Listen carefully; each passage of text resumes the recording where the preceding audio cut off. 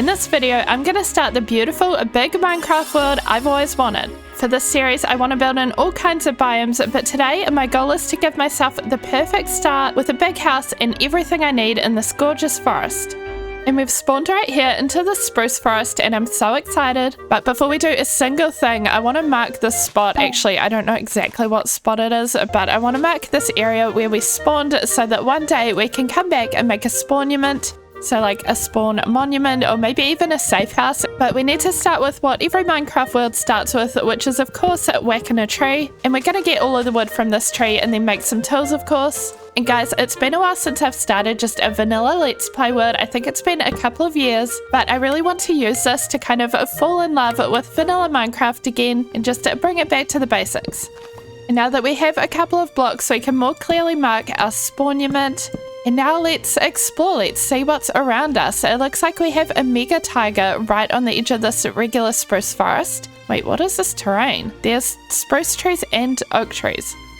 Is there a biome I don't know about? What the heck? Windswept forest. Okay, I guess I'm just learning new things about Minecraft. We've got a little hole here that we can dig some stone out of though. I hear zombies. Oh, what did I just see? There's an enderman, what the heck? Okay, I'm a little bit scared, but we're gonna have our first few sheep, so we'll be able to get a bed. Hopefully, anyway, we've got 2 light grey wool and 1 white. Oh no, I guess there's 3 black sheep here. We can get a black bed. The other sheep were killed in vain. Oh, hello? You were just going for that sheep, weren't you? Oh my gosh, the black dog. You look like my real life dog. I think I need to tame you. Obviously, I don't have bones, but we're gonna do that. There's another one too. Okay, we're taming one of these black dogs. It's gonna be our pet. It's gonna be named Aki after my dog. What? Why are there a million more black sheep? Not anymore. Mwahaha. Let's get our stone tools though and make our bed. And that's kind of the most important thing for day one. Other than food, I guess, but we do have 13 raw mutton. But let's keep seeing what's around us. It's kind of hard to see anything. There's so many hills and little things in the way. Okay, it looks like there's a regular forest over there. Is this a little water cave? Could we make some doors and get some iron? Or is that underwater stuff just copper? I honestly don't know. Spruce door. I love this little trick for going underwater. It's honestly the best. So we put a door here and we can breathe. And get whatever this is. Oh, it's coal. Okay. I don't know why it's glowing white. There must be something going on with the shaders or textures there. But I do want a bunch of coal, so I'll stay here and get it. And we have 16 coal. But it's already becoming night, and if you guys know me, you know that I sleep every night if I'm not underground or in the nether, of course. So that is what we'll be doing tonight. And for day 2, I'm going to make our first furnace and cook up our lamb because we will need some food soon. And while the lamb is cooking, we can keep exploring the water cave. We only have 2 doors and no more wood though, so we're going to have to be very careful. Okay, we're already running out of water. I mean air. We've got plenty of water. I don't see any iron. Oh, over here. Here's some.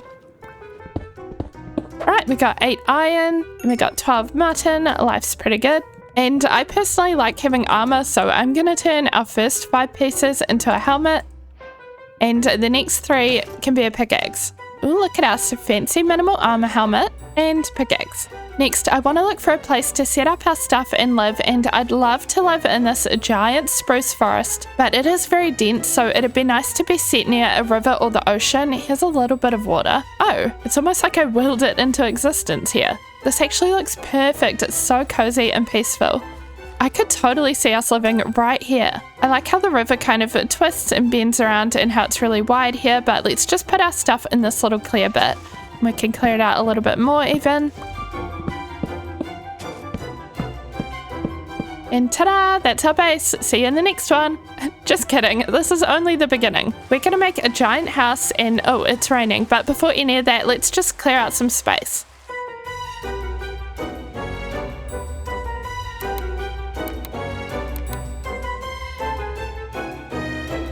And now we have this cleared out area. I want to jump straight into the next task of finding a cave and going mining. So I was thinking we'd go for a little look on this side of the river. Oh my gosh, look at the different fish sizes. There's a teeny one and a big one. We could honestly do with some more food as well. Oh, there's so many, and there's so many different sizes. Big salmon. And this is what I'm talking about. We've got this almost right opposite our house along the river. I'm hoping we can get a nice amount of exposed iron and then maybe go strip mining for diamonds. Oh, I see a little axolotl. Oh, there's 3 of them, the little pink ones. We don't have a bucket yet, but we can get one. I'm just going to grab this coal. But it looks like there's lush caves next to us, which is so nice. I love a lush cave. Oh, iron. Ah, I hear skeletons below us. Where are they coming from? Oh, there's a mine shaft. You know what? I want nothing to do with that right now. I'm trying to survive here. And I didn't bring my bed, but I do happen to have an extra 3 black wool. Oh my gosh, these skeleton noises are freaking me out. I don't like it. I do want to take some of the big drip leaf. Oh, that was small drip leaf. Oh no, that's not renewable. And I just kind of didn't share it and just lost it. There. Okay, there's a big scary cave hole full of mobs. Hello, zombies. So maybe we won't go over there. Oh, I'm on fire. No, no, no, no, no. Hey, we got Monster Hunter. That was not the most cool and dignified first mob kill, just on fire, running away from a zombie. I'm gonna have to redeem myself there. Oh, spider. Oh, your legs are scary. Yay, we got string in the eye, but mostly string I'm excited for. We can make a bow or a fishing rod. And now I have acquired almost a stack of iron. Some of it's still smelting, but I also acquired this. It's a salmon head. I guess it dropped when I killed one of the salmon. Look, we can put it on. I am salmon girl, but also we're taking it off because it doesn't offer us any protection. And I want to make the rest of our armor, speaking of putting clothes on or fish on or whatever. So we've got a chest, pants, boots. That sound is so satisfying. And now that we have all of that, I want to build a little diamond strip mine right by our house. I was thinking of using this bit of land here and just kind of digging into it. We can make a little thingamabob. We just go along and then up and then across. A couple of buttons on here, some leaves for decoration. And then we just start digging down.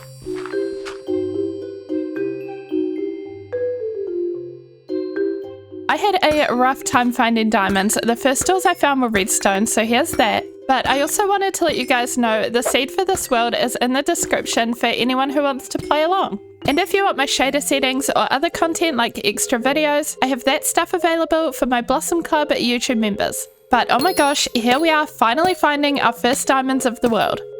And we got 6 diamonds, not too bad for our first vein. At least it's enough for a pickaxe and an enchanting table, but let's keep going. Then our luck changed and I found heaps more diamonds.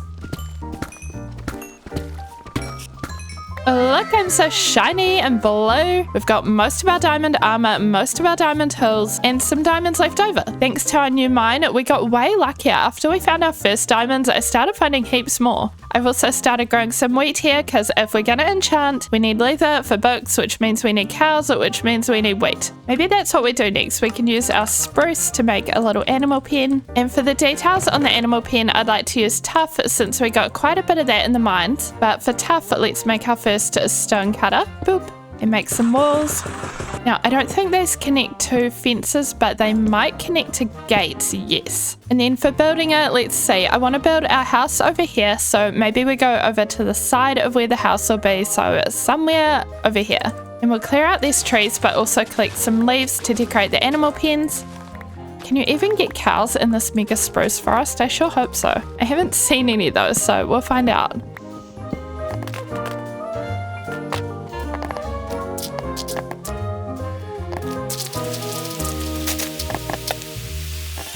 Okay, so now we have this. I think this is a very cute little starter pen. I will say that it really blends in with its environment, so I would like to substitute some of these leaves out for a different color. Maybe azalea since it's lime green, or cherry for the pink. And some flowers would really help this stand out in different colors, but for now I think this is good. So let's go find some cows and maybe sheep. We've got some wheat here to lead them over with. And okay, the thing that I'm really excited for with getting animals is that there's all the new variants. And while we won't be collecting them all today, I think it'd eventually be so cool to have every type of pig, cow, and chicken. But I'm honestly just excited for today of the prospect of getting a cold biome cow. Although so far it looks like we can't find any animal of any kind. Why is this devoid of life? Is it toxic here? Hey, an azalea tree. Well, that's a coincidence because I just said that I wanted one of those. I don't want to take all the leaves though because we'll want it to go into lush caves. It's a good way to mark where they are, but we'll take a few leaves. Okay, this is getting crazy. I see dogs. Oh, we've got some berries. Oh my gosh, we found the cold cows. You are so beautiful. I don't know how I'm gonna kill these guys. We've got 2 of them. Oh, look at them walking. They're so cute with the little fresh animations texture pack. Oh, you guys. Oh, I love them. Okay, we gotta remember which way is home. I think it's over here. These come with me. I still haven't seen a sheep, but that's kind of explained by the wolves. Come on, girls. You can do it. I have the most beautiful starter animal pen for you. It's not even just fences. It has walls and lanterns. I don't know if you care about that stuff because you're cows. There you go. Oh, they fit in so well in this biome and this pen. I'm gonna cry. They're so cute. Oh, and I get to see a baby one. Oh, your head is so big. Okay, cows achieved. Sheep. Let's see if we can get any. I extended a section of the cow pen to make a small sheep area at the back. I replaced some leaves with the azalea that we just got. And I remembered that sheep need grass, so hopefully eventually the grass from the cow pen will grow through to the sheep pen. And yes, I did eventually find some sheep. Okay, so this is the sheep and cow pen, and I think now we have our animals, our crops, our mines, and we're still just living outside, getting all soggy, out in the rain. I think it's time to start thinking about our house. Now, there is a reason I wanted sheep so badly, and it is because I want coloured wool to build with for our house. So we're going to make some light blue dye for 2 of the sheep. We'll also want some pink sheep and maybe cyan as well. But for those dyes and also for some wood types I want for my house, we're going to need to go on a bit of an adventure. Our house is going to be very pink and blue, so we definitely need some more blocks, aside from just all of the browns and greens around where we live. Oh yeah, I also got some sugar cane, so we should plant that before we leave. Working, of course, towards enchanting.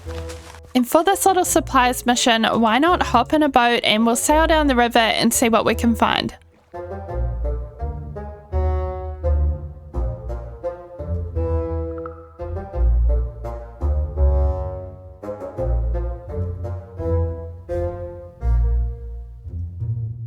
Well, we found our pink blocks up there. Who knew? A cherry grove was just down the river. Oh, also, there's a village over there. Oh, hello, and a bee over here. Where did you even come from, bee? There's no trees nearby. Oh, I lie. But also, before we go over there, I kind of want to backtrack because I saw a ruined nether portal back here. And I maybe just kept sailing down the river to get the shot of us going up to the cherry grove. But I want to make sure we check this out. I'd like to get the obsidian actually so that we could go to the nether in future. And let's see if we have anything good in here. Oh, we have lodestones. Hey, this is very packed with iron nuggets. Ooh, fire pot. That's actually so perfect because you might notice our legs are the 1 diamond thing we don't have yet. So when we go to the nether, we can wear this combo. Oh, there's cows here too. I'm sorry, I need your leather. Sorry. You gotta say sorry to them. That totally makes it better. Let's get some obsidian though, and I wonder if we can make a little bucket and then we can make some more obsidian using any of the lava. And now we're reaching the cherry grove. I'm gonna get so many petals for pink dye. Oh, this biome never stops being so beautiful with all the big cave holes and lava sounds. I think there's lava right below us. Anyway, let's chop some trees and do some block ASMR time.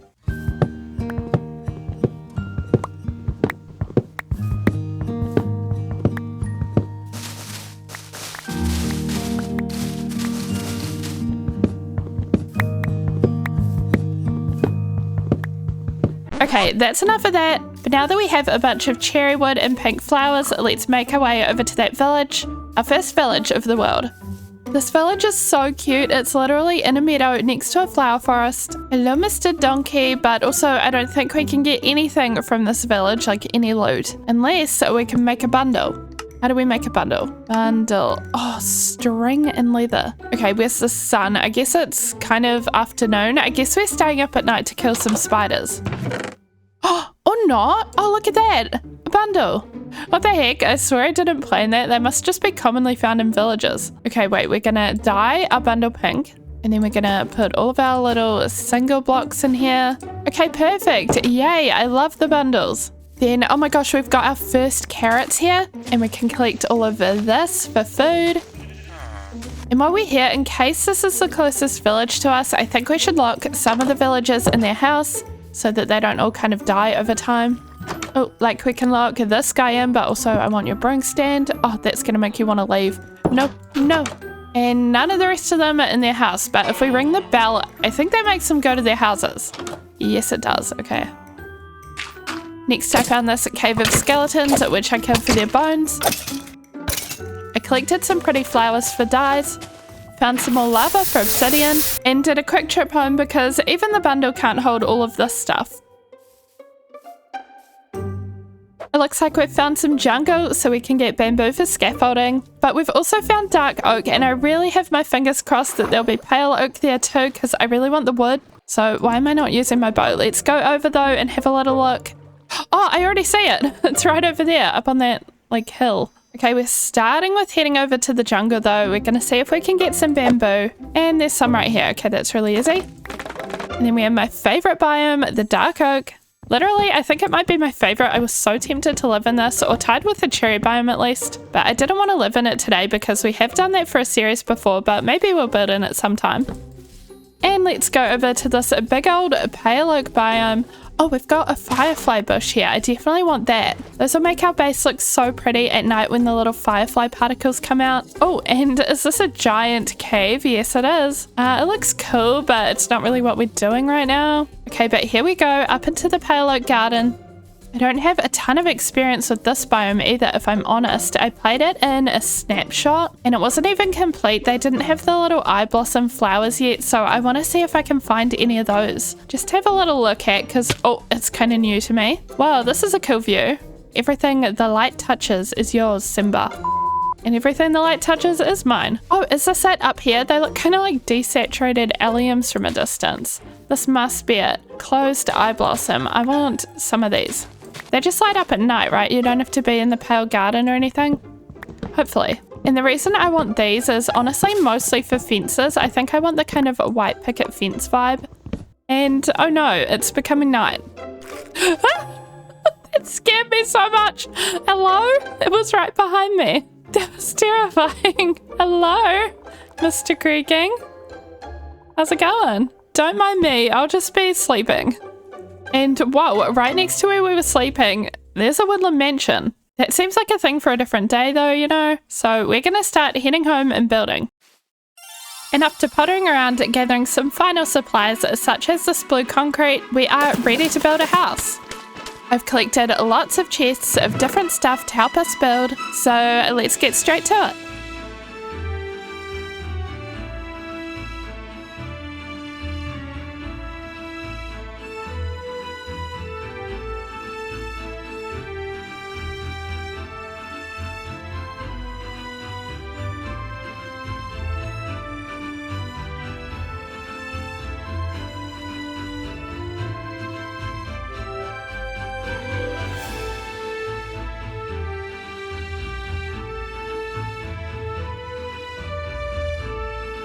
Hello! That took a whole day, and I'm on the other side of the river because it's so big that otherwise you can't really see the house very well. And there's something very missing from it, which we're gonna have to go get. If you look at that big center window and also a couple of windows on the sides here, they don't actually have any glass or window stuff in yet, because I want to use my favorite redstone lamp, so we need to go get glowstone dust from the nether. But it's a very different color scheme. I got the idea from a Grayson build, so I'll link that in the description to do the blue and then the pink walls. And then usually I'd go for more neutral walls and a colorful roof, so I decided to do a more neutral roof with the colorful walls, which resulted in a deep slate, but I did mix in some moss and stuff for a bit of interest. And yeah, this took me all day long to build. It's now the next day. But let's go inside. I haven't done any of the decorating yet, but we've got this big floor below. Also, don't mind my moss corner. It's where I store all my moss.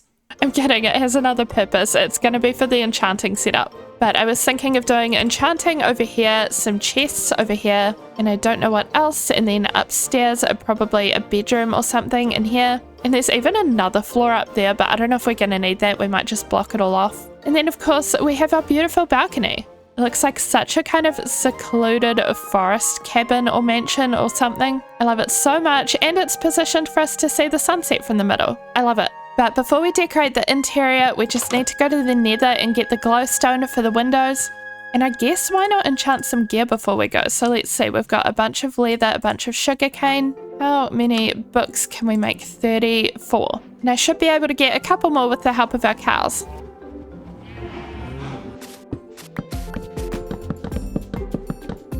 And here we go, we've got 13 out of 15 bookshelves. Ooh, and it looks like we can get some pretty good level 3 enchantments. Although for the moment we're stuck with whatever our 24 levels can get us. Efficiency 3, oh, I was hoping it'd give us something else.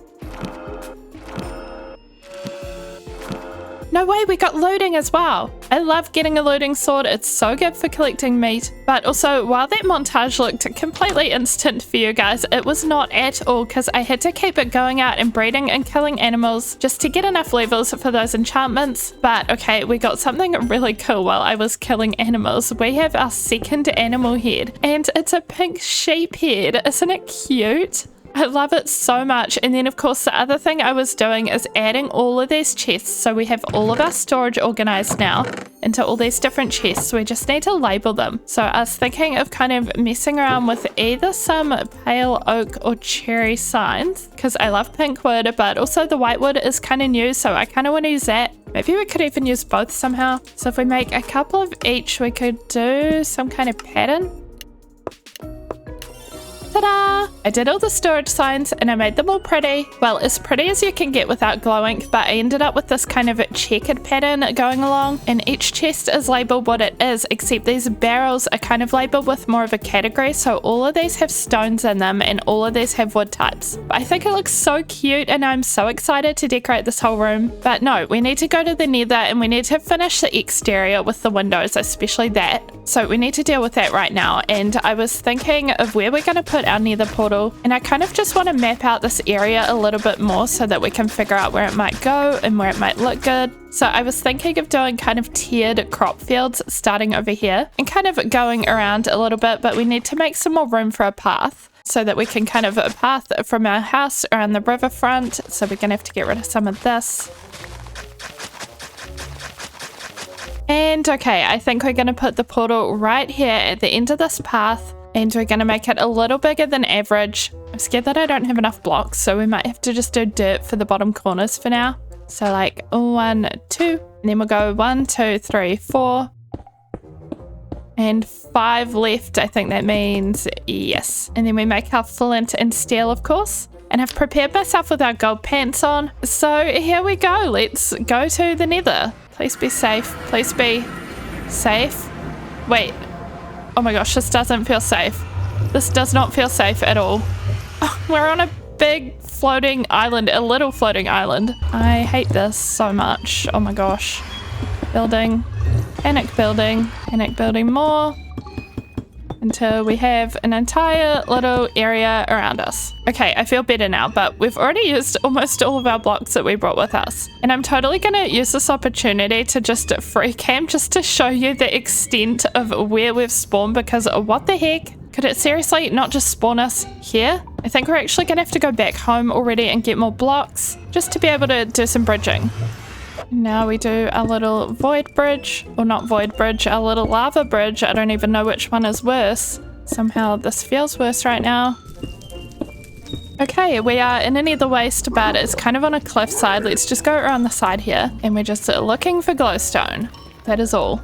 And then we're getting out. Well, there's some way up there. Is that over lava? I don't know. There's some over here too. That's not over lava. It's just really high up. And we can't easily go any further over here. It looks like it turns into a basalt biome. Is that a nether fortress? That is. That's nether brick. I don't know how we get there, but it's cool that it exists. Right now though, I'm going to collect a little bit more netherrack so we can just pillar up to the glowstone. Oh my gosh, this is so fast.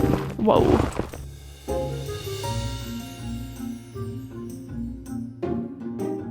Okay, that wasn't too bad. Now we have a ton of glowstone dust.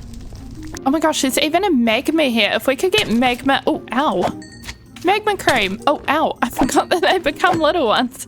This is going so poorly for me. But we got 2 magma cream. I think that helps us make fire res. That will be really useful considering our portal is over lava and considering how we have to go over there somehow to get to the fortress. But for today, I have what we need, so we're leaving. And here we go, the finishing touch. This really helps the house look even better, even though they look ugly as heck on the inside. Hey, there's a wandering trader in my tree. Hello, are you up there spying on me in my house? What the heck, where are your llamas? Hello, oh, I see a llama and I see another llama. You're coming down. Hello. Nothing really that I don't already have. We'll just let him do his thing, but he's not coming in our house. As I was saying, these lights are kind of ugly from the inside, especially because we need all these redstone torches with them. So all you can really do is cover them with trapdoors. This is kind of as good as it gets. It's okay though, but I finally want to decorate all of the interior here. So let's get that done. And we did it! This is so crazy. For a first build in a new world for me, this is super detailed. But I wanted to put in maximum effort, so let me show you around. The first thing on our right is this little kitchen, which I just made purely to be decorative, although it does have a little cauldron with water in case we ever need that sitting there. And I absolutely love making these cute little kitchen drawers with the banners. But okay, moving on. I think this is actually my favorite little place I've done because it's just so practical but also cute, and that is our little workshop. I decided to do it like a cute little working area theme for all of our like kind of useful blocks, and these are decorative but they also happen to be our very first wooden tools, so I thought that'd be cute there. So that is the workshop, and then coming back over here I just made this into kind of like a little lounge room, and then of course we've already seen the enchanting area and the storage. And upstairs, the whole thing is just a big, cute pink bedroom. We've got the bed over here, and then in the middle, I may have gotten a wandering trader head, so we've just made this into kind of like a weird little villager table. I don't know, guys. I don't know what it is, but it's a thing. And then we have a little flower rug leading out onto the balcony. And then I've closed it off, but if we ever need more space, there's a whole floor up here. Or even for extra storage for things like cobble and dirt, if we ever get kind of an overflow of that. But we are getting kind of close to being done for today, but unfortunately, if we step out of our house, everything out here is kind of like a bit of an ugly mess. This side's a little better. We've got our cute animal pen, but I definitely want to decorate out here a little bit more. And before I forget, I also want to go on a really quick mission because we have 7 bones now. And I did say we were going to get ourselves a dog. So I think we had the black dogs somewhere over this direction. So let's go have a little look. See if we can get ourselves a little black Aki. Aki, where are you? Here, doggy doggy. Whoa, I think we accidentally went kind of far because there's an ice spike and a pillager outpost. Have not seen them before. Also, that totally looks like a tower in the distance. Oh, I found pillagers in the forest of all things. You're definitely not what I'm looking for. But if you've seen any dogs, let me know. Bad omen 3, not bad. Or yes, bad. Very bad. Very bad omen. Okay, I got distracted digging some coal, but the dog found me. It started barking nearby. Hello, come back. Will you be my friend? Oh, yes, just 2 bones. Wait, let me give you pink color. Oh, look at the running. Oh, you're so cute. I don't have a name tag, but this is officially Aki. I think as well with these cute animations, at some point, if I sit the dog down, it should eventually lie down as well. Oh, even the sitting is adorable though. Oh, look at that. Oh, she just lay down. Oh my gosh, look. You're so cute. Okay, but let's start working on this outdoor area. The first thing we're going to do is make some nice crop fields over here so that we can get rid of that mess over there. So we're going to take down some of these trees and organize that.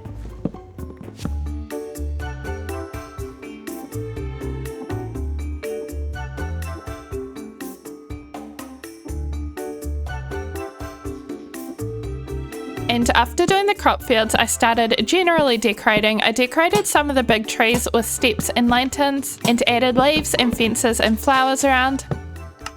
And then it was time to make our nether portal look a bit better. And I just kind of built custom trees into it, and then I made a little dock in front of it.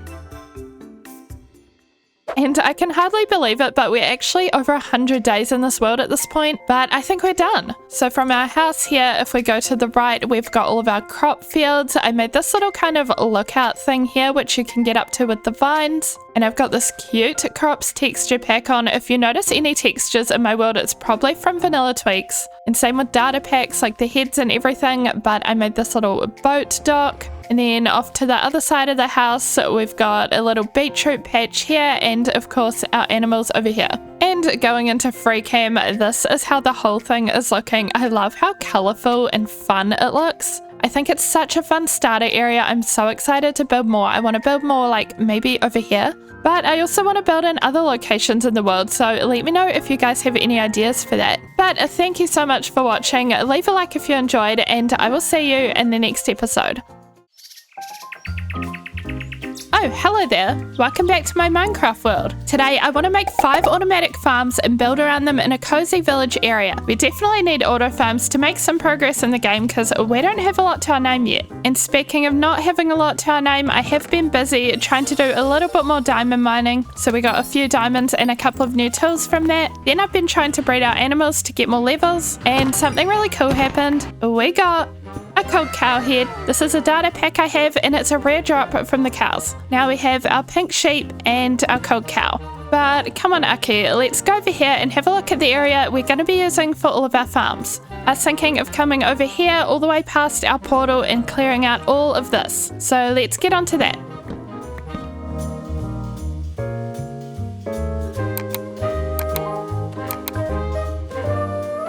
Okay, so the point where we are at is I've kind of started to try to plan a little bit here, and this spot's going to be an iron farm, so it does have to be kind of big so the iron golems can't spawn anywhere around it. So I was just flattening all of this land here, and I think I kind of know the dimensions, so the villages need to be in a 5x5 area. 1, 2, 3, that's wrong. Oh, and that's lightning. Okay, I guess we're going to bed. Don't worry, everything's awesome, everything's fine. Oh, there's some mobs. I could do some string, to be honest. And I'll always say yes to bones.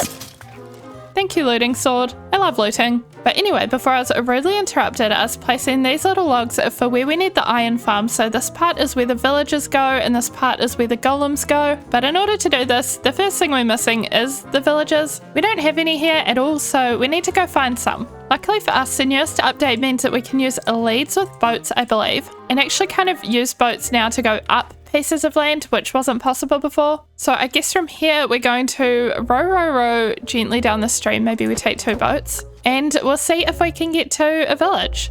Let's go. Wait, I forgot my bed. I see it there in the distance as we were sailing away. Why is it all the way over here? Okay, now we row the boat. I reached this awkward part where the river just doesn't connect properly, so we're probably gonna have to fix that. So I worked on that for a little bit. Oh, foxes. Anyway, I'm bored of doing that, so we're gonna continue and leave that problem for future Brooke. Hey, there's dogs. Do you see the dogs? So cute.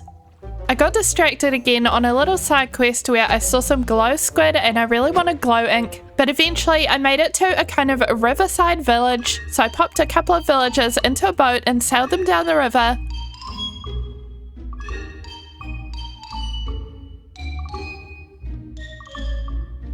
And now we're at this awkward bit where I didn't kind of finish carving out the river, and I have been trying to just put them on the lead and make them go up the blocks, but it doesn't always work very well.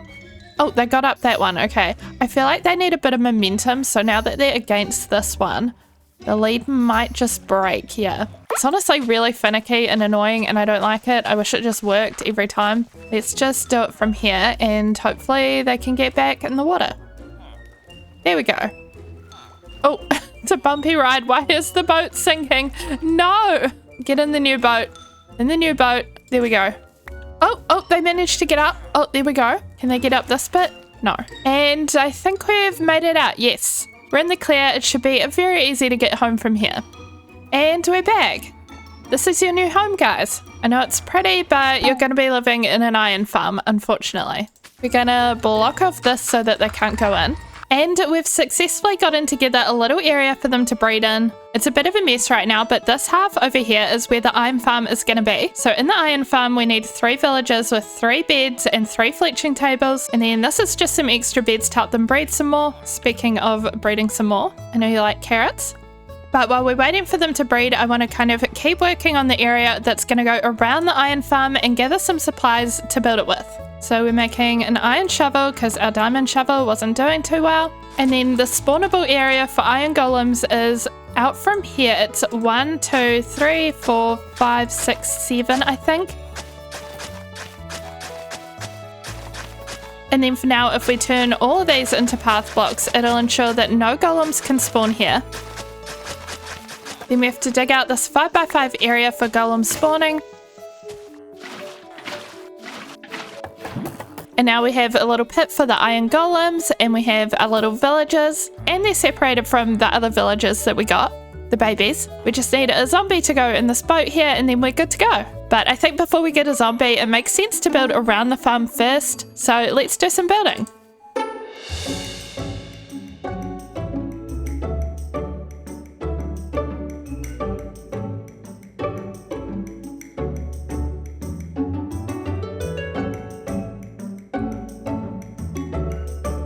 And here is the build. It's quite simple because when you're making an iron farm, you can't build with any spawnable blocks. So basically the whole roof has to be stairs. Leaves are fine, I'm pretty sure. I did have to do a quick trip to the nether to get the crimson, and that was a bit of a mission. Honestly, our nether spawn is just not good. There's so much lava everywhere.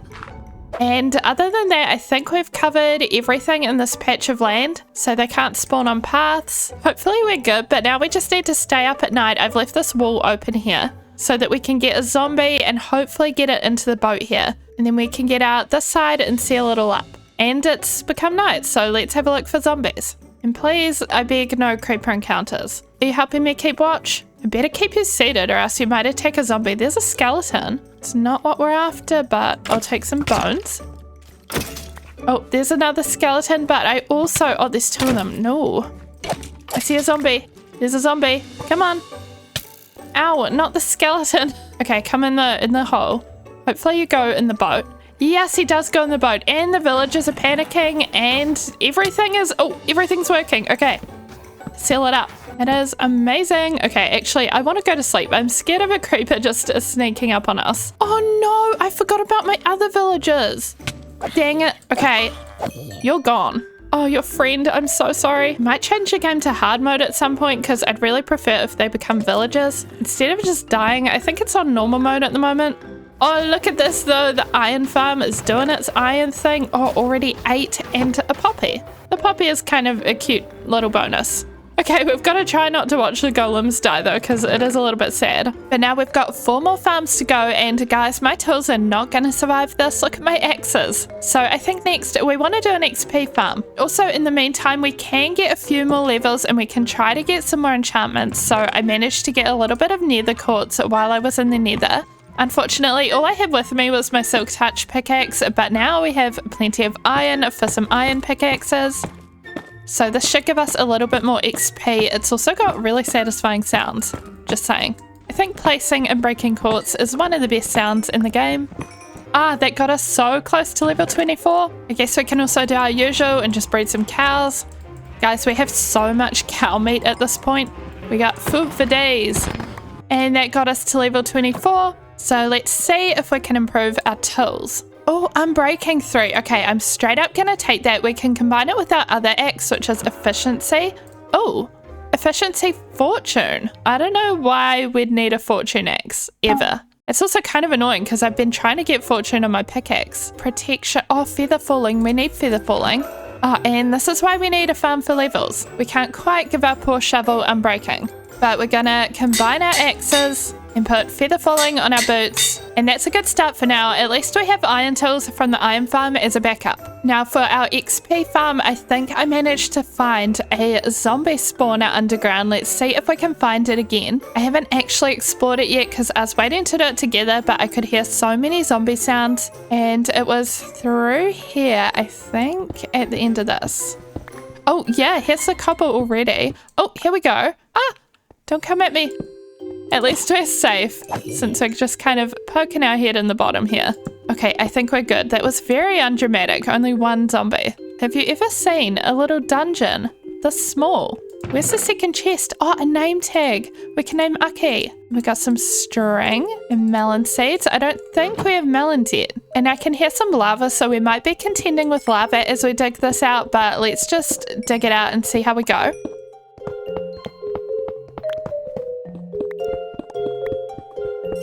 And I was clearing out this little cave that's attached to an area I dug into. But look at this, there's water cave diamonds. Let's just hop in and grab these. We're gonna get them with Silk Touch for now, since we don't have Fortune yet. And there's even one that's not even Deep Slate, since we're right around level 0. That's so cool, and we're nearly there with this room. We just need to dig out another layer of the floor.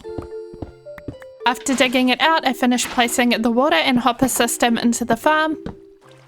And now we're at this weird point where our tunnel has kind of led into this cave, but we've got an area here for the zombies. And if we come back up, wait, if we actually, I don't know how to get to the farm. Do we go up here? But looking at this, I think it's all ready. I kind of did this from memory, so hopefully it's good to go, but let's break all the torches, and there it goes.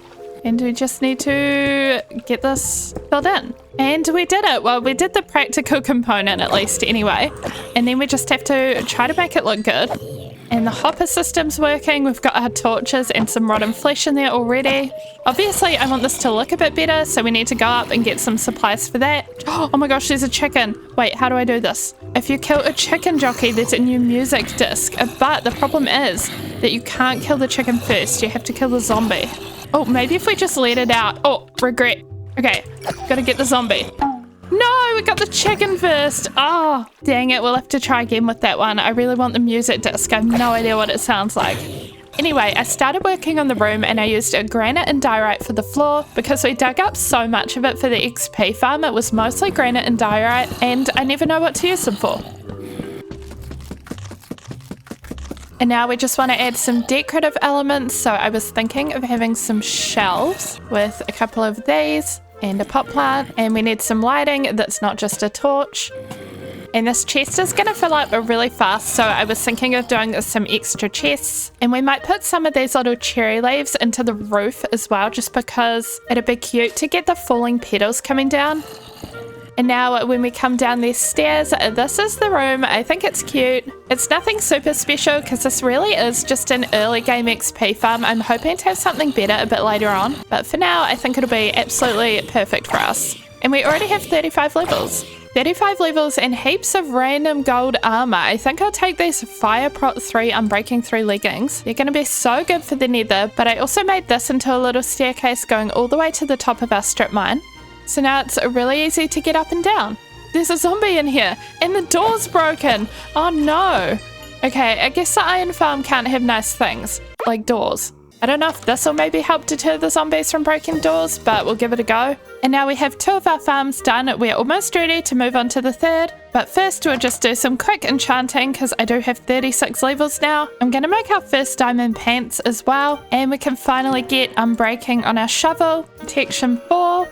Oh my gosh, Fortune 2. Whoa, that's a good pickaxe. And with Fortune 2, we can finally break these and see what we get. What are we thinking? 4 diamonds, maybe we'll get 6 or 8? Oh, 5. We got 1 more than with no fortune. Oh well. Oh, hello. But let's start thinking about our next farm. And I've kind of mapped it out over here. So with these path blocks over here, I want to have a pretty big building. And I want it to be a bamboo farm. I was thinking that could be handy because not only is it a building block, it's also something we can use for fuel and something we can use for sticks. I've gathered a bunch of supplies in here to make the actual building. And then we'll use whatever space we have on the inside to make the farm.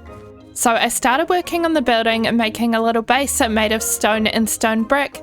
And then I added in a floor using pale oak. I think we're going to use cherry wood for the walls. So I thought from the interior, the pale oak and the cherry would look good together. And now here we are building the frame and then the walls and the roof.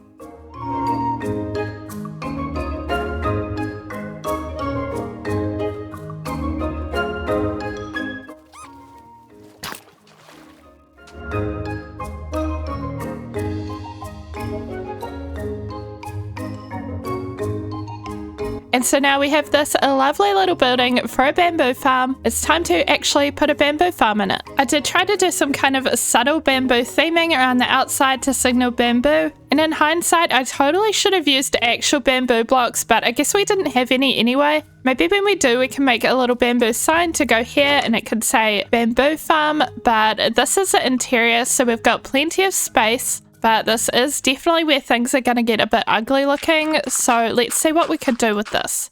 I think the most kind of efficient way to do it is 8 long. Wait, usually I'd have water in the middle, but I think that's more for sugarcane.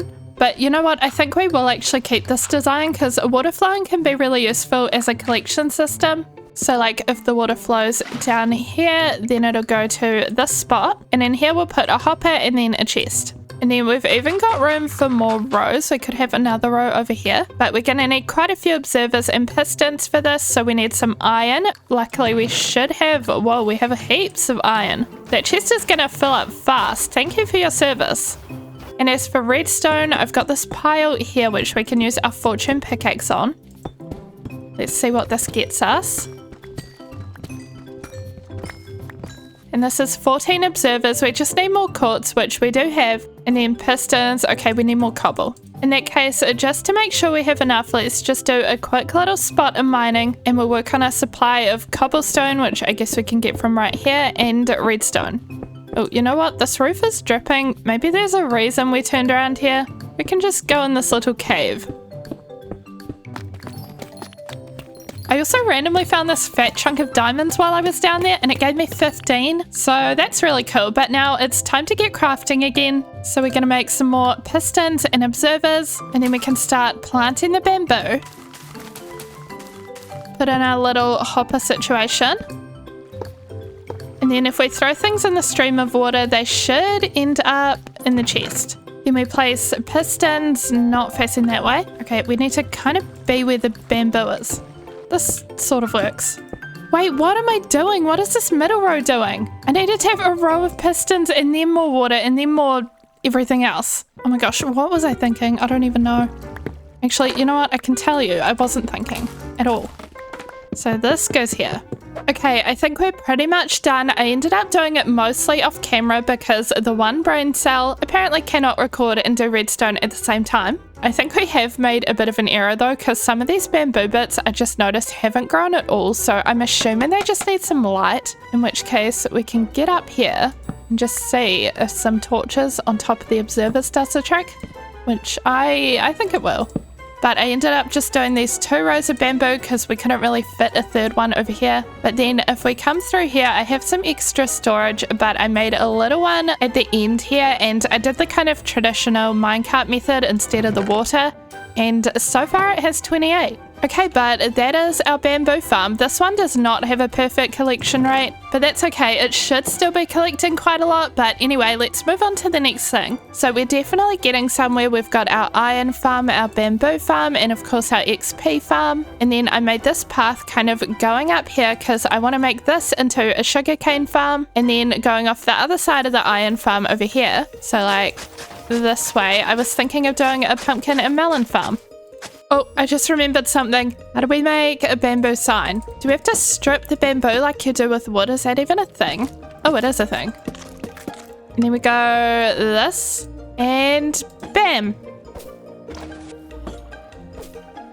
And I was just having a look in our chests, and before we do our next build, we definitely need to top up on some supplies. I want to use concrete and we need more flowers and dyes for that. So we need to go out looking for flowers, but while we're out, I also kind of want to look for mangrove wood. Also, it sounds like we have a wandering trader outside. Hello, sir. You're really annoying me. Your silly little trader noises. Oh, he sells mangrove propagules. Dude, I don't think we have a single emerald to our name. No emeralds. Okay, we're just gonna have to go get mangrove the old-fashioned way. So I'm remembering to bring our bundle this time and hopping in a boat to sail down the river. We're gonna go to the flower forest and then we're hopefully gonna find some mangrove. I ended up back by the village from earlier, so we got some flowers at the flower forest in the meadow there.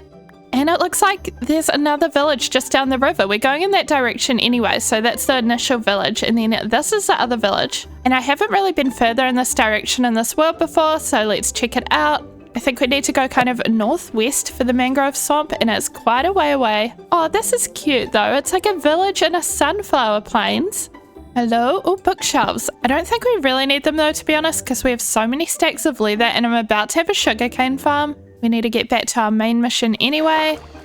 And a pillager outpost. It's not our main mission either, but we're literally going right past it, so we might as well. Oh, hello, Mr. Pillagers. How are we today? Where's your door? I need to get in. And we go all the way to the top, and what's it gonna have? Oh, nothing interesting. No goat horns. No, I don't know what else you can get. Armor trims? Can you get armor trims here? That was not a very good outpost. Oh, look at that. That actually didn't take that long. We're already here. That peak is kind of funny too. It's covered in mud. I don't think I've ever seen a mangrove swamp peak. I actually love this biome, but it's so annoying to traverse, and it's so annoying to chop the trees down, which is also such a shame because they're such a good color. I love this red, but they're not always worth using because they're so annoying to chop. And let's see if we can see any propagules, I was about to say, and then one seemed to just fall from the sky. Let's see where this goes though. I don't know if it's like a really small or like, it seems to just be in kind of a strip going around. And I take it back, it is big enough that now I'm lost in the mangrove. And after collecting some very satisfying sounding mud, saying hello to a froggy, and chopping some more of the trees, it's time to get unlost and make our way home.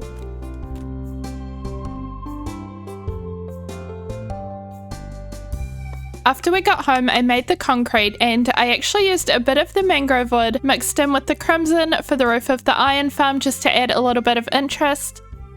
And now with that, we have all of our supplies ready to build our sugarcane farm building, which is going to go up this path right here behind the iron farm. So again, let's get to work.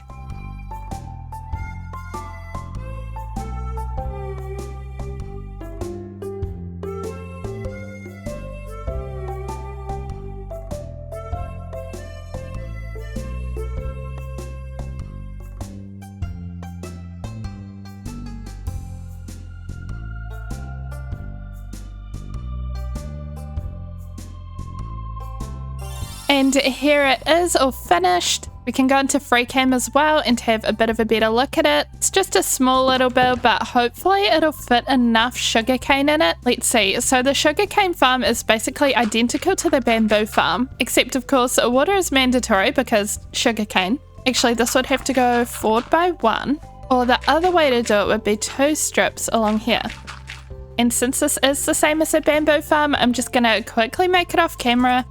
And wow, we're done! It's magic! There's honestly not a lot to show here. We've got extra storage, and then we have the farm itself, and we have the sugarcane that we've collected so far. And that marks the 4th farm out of 5. So we want our last one to be over here. But also, you guys might have noticed that this area is looking a little bit bare, kind of in between all of the buildings. So I definitely want to dedicate a little bit of time to just decorating everywhere. So maybe we should do some of that before we start on the pumpkin and melon farm. I want to collect some spruce leaves and kind of line some of the paths with spruce leaves, especially because, so these blocks here, the iron golems could spawn on, but iron golems also can't spawn on leaves, so we don't need these kind of like sharp corners here. We can kind of round them out by placing leaves around them. We just need to actually get some more leaves. Wait, I was going to go across the river for that, but I think a couple of these trees will need chopping down anyway, so I guess we can use them, like here. And now we just place some leaves around. Oh, and we have some friends. And they're kind of leaving me alone. I guess as long as they leave me alone, we can leave them alone. Oh, here we go. Okay. Oh. Oh my gosh, this is my first time playing where having villagers doesn't automatically give you bad omen and start a raid. Because we do have villagers, but we just got this bad omen bottle. Oh, is that 4? Bad omen 4? But anyway, back to minding our own business. And now this is looking a little bit better already, but I still want to add some fences and lanterns and flowers. And maybe add some little crop fields in the little gaps here, although with this gap especially, I was thinking of doing a bridge over here. So maybe we make this little area into a path going to the bridge.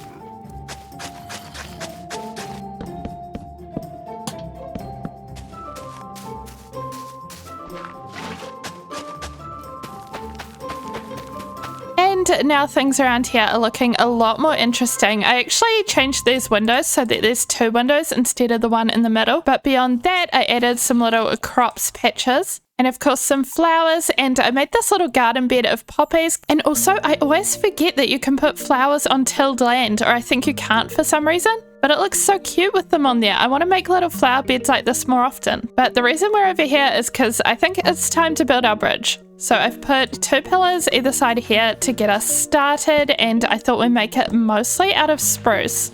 but I've also brought some tuff and I've brought some white fences with us as well. So let's just kind of see how we go. I want the bridge to incline kind of up so that if we want to, we can go under it in a boat. That's kind of the mistake I made in my last Riverside Let's Play world, which was Blossom Valley a long time ago, but I did these kind of flat bridges where you couldn't actually sail a boat under them. And I honestly just think it's better and more convenient if the bridges kind of incline up. So that is what we're going for. But we'll put posts to either side here and have this go like so, and then up another layer. And then let's see, how do we incorporate these fences? We might kind of need to, I don't know. What if we have this go one further? So the fences go like that. And then on top of each of these, we can do a tuff wall with a lantern. I also want to incorporate some trapdoors just to give the floor a bit of variety. And we have some azalea leaves, so we can kind of mix them in here too.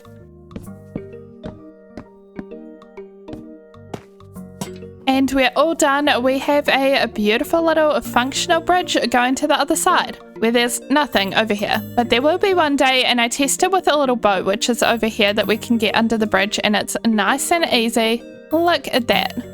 Oh, and look at this fox here. It's just having the time of its life, living in the river, killing the fish. It's kind of funny. It's definitely been there for like the past 100 days. But I think the bridge looks so cute. It looks nice from over here by our house as well. It just makes the river look a bit more interesting. But our last little step to finish our village of automatic farms is to do our pumpkin and melon farm over here.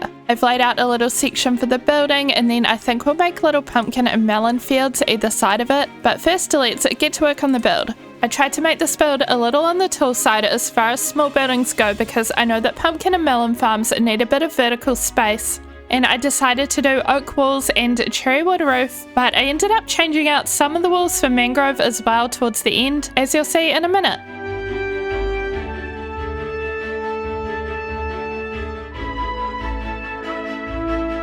And here it is. I feel like it's a little bit different for me for having these two different coloured walls. I wouldn't usually do that, but honestly I just felt like there was too much oak going on, especially because it's next to this oak build as well. And I can't say oak is exactly my favourite wood type. And here it is from the side. I tried to make this kind of pop out window section because it was all looking a little flat and boring. But now all that's left to do is to do the farm on the inside. So far I've kind of laid down the dirt for where the pumpkins and melons will grow. And then of course on the outside I also want to do some little pumpkin and melon fields on either side, which actually we might mostly go with pumpkins just because I think it really suits this biome a lot better than melons. And then I also thought maybe we could hang a jack-o'-lantern from the top there, and then it'll really say pumpkins. But let's just start with kind of making a little spot for some of our pumpkins to grow. We need to grow a few more anyway before we can even think about doing the farm, because we don't really have any pumpkin seeds. We have like 3. Oh, it's so annoying as well. The podzol, you can't till it.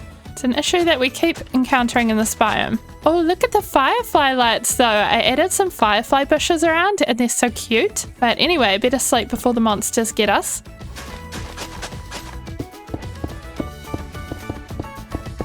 And now we have a little pumpkin patch. I'm just kind of waiting for more pumpkins to grow. And then on the other side with this, I started making it into a crop field, and then I realized how many crop fields we have around. Because we have this beetroot one right next to it. We have that one right over there. And I thought, what else can we make? And I came up with the idea of a pond. It's pretty simple, but I think it creates a bit of variety so we don't just have crops everywhere. But while some more of our pumpkins are growing, I want to start on this. So you guys may have seen me make these before, or you've probably seen somebody make these before.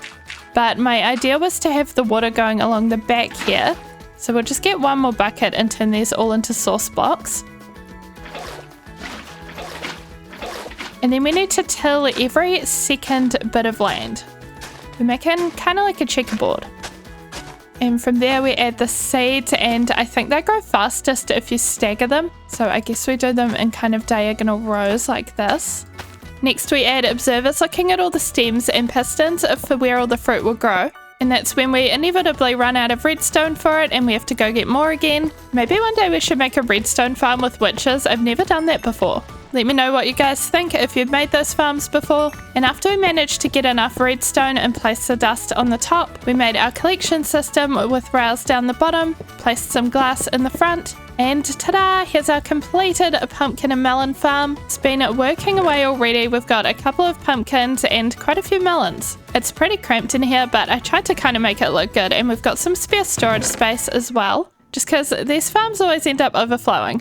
And then the last thing to do, I left these here to remind me, I wanted to make a couple of jack-o'-lanterns and put one on the top of the building. And if we just go all the way up here with scaffolding and place a fence, and bam. I don't know if this is even going to look good, but at least it makes it very clear that this is a pumpkin farm. And having a look in free cam, I think that's cute. And that completes all 5 of our farms, Aki. We just have one more thing to do. We've got our name tag that we found in the zombie spawner, so we can give our dog her name. There you go, Akira. But I'm so glad that we did all of this. It's going to make our life so much easier having all these different farms. And on top of that, it's all looking pretty cute. Oh, why is there a bat in my tree? Hello. Hello. Okay, I guess we'll just ignore the bat, but in free cam, this is how our entire base is looking. Be sure to leave a like if you enjoyed this video, and I will see you all in the next one. Today in Minecraft, I want to make a huge, colourful, overgrown temple. And this isn't just going to be any temple, because we're going to use it to worship the most important thing to us in the game right now. Something I don't have yet in this world, but we really, really need, and I would say it's the most important enchanting book. Can you guess what it is? We have basically every other good enchantment. It's going to be a mending temple. I guess maybe we could do it like we worship the villager who gives us the mending books. If we row down the river, I actually have a single villager over here that we could use for it. Oh, and I was gonna say, I thought it was a plains villager and I kind of wanted a more special outfit, but you're actually not a plains villager. Okay, this guy's gonna be perfect for this. Okay, so I know right now you're living like a captured slave, but soon you're gonna be a god in a temple. And we're going to worship you. Just you wait. But going into free cam and having a look at my base, this is what we've got so far. So I want a spot nearby to build the temple, but I don't want it to be kind of right up next to everything else. So maybe we do a little path going from over here and go through a few trees, and then the temple could be over here. Come on, Aki, let's go clear out a big space for that.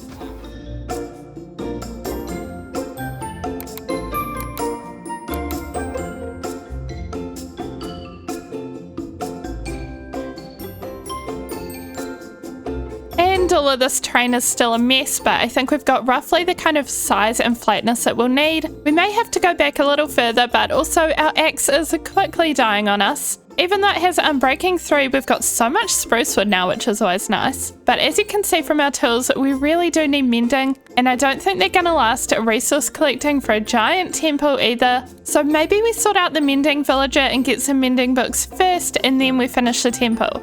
So back over here with this guy, our first step really is going to have to be to zombify him. And then we can cure him. So we'll need to make potions of weakness to cure him, but we don't have any blaze powder because I haven't been to a nether fortress yet. And I was just preparing myself to go into the nether and thinking of how far away the fortress is. And honestly, how much lava there is in our nether spawn. But then I remembered, there may be another way, and it may be an easier way. So we've got our boat, and not far from here, just over there somewhere, we've got some snow biomes, which we've never checked out yet. But there's a structure in those that may help us, so let's go have a look. And here we are, we've arrived at the snow biomes, and what we're looking for is a little structure that might have the potion that we need to cure our villager. And that structure is not a pillager outpost, but I guess we'll go over there. Wait, actually, is that one right next to it? It is, it's an igloo. Okay, we're actually going to go straight for the igloo, so I don't believe that it's guaranteed that it'll have what we're after, but it might do.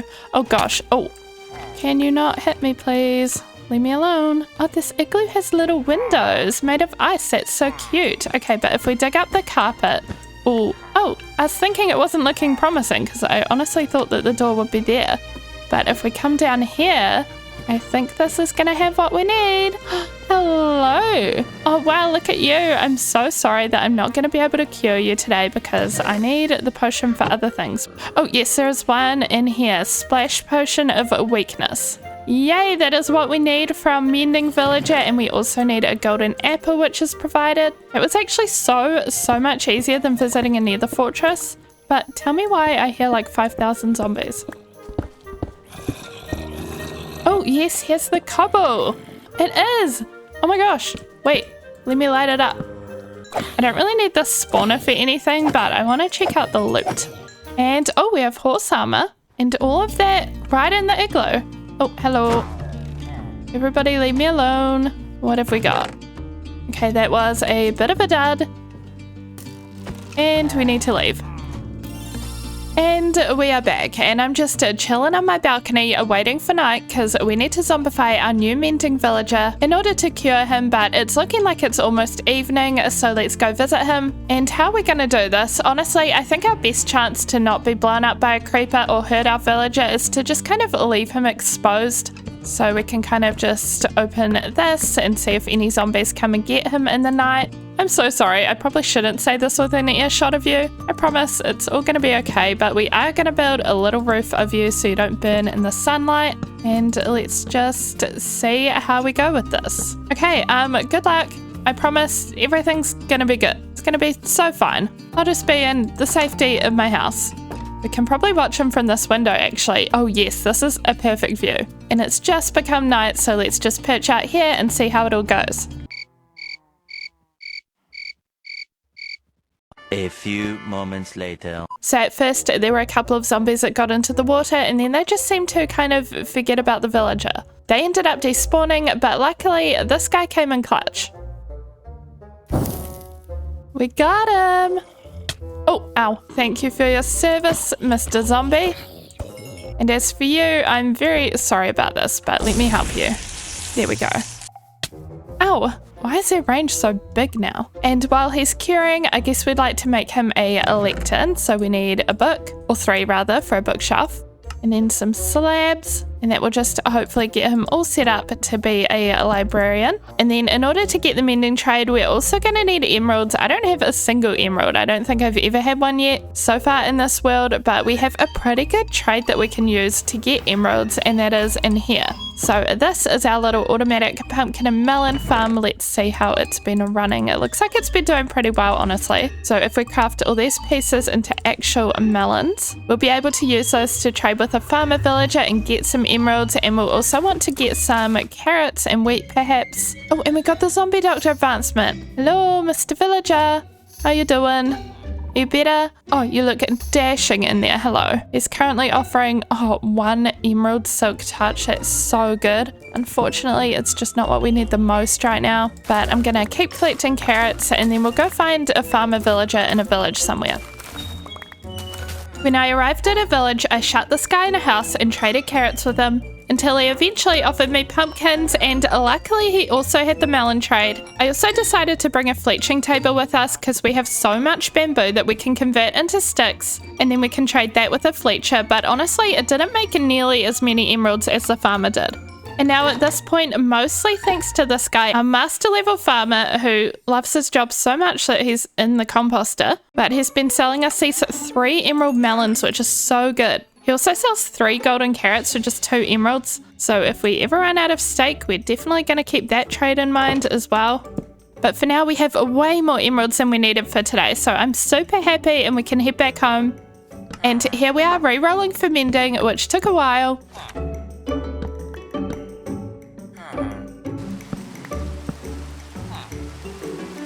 Now, after a fair bit of re-rolling, we have mending. I'm going to buy quite a few of him and put them on all of our tools and armor. He should also be leveling up, so maybe he'll give us, lanterns, that's kind of nice. And impaling 1, we don't really need that. And my priority here is definitely fixing my axe, but we'll put it on everything else as well. And now we're back to 0 levels, but we can go visit our little zombie friends down here and get everything mended. Hello, zombies. And now my axe and everything is mended. We can get on with thinking about our temple, so I'm going to continue clearing out these trees over here, and then we're going to go straight into gathering some supplies. And I think the thing that we'll need most of is a lot of tough, because I've decided to build the temple out of mostly tough bricks.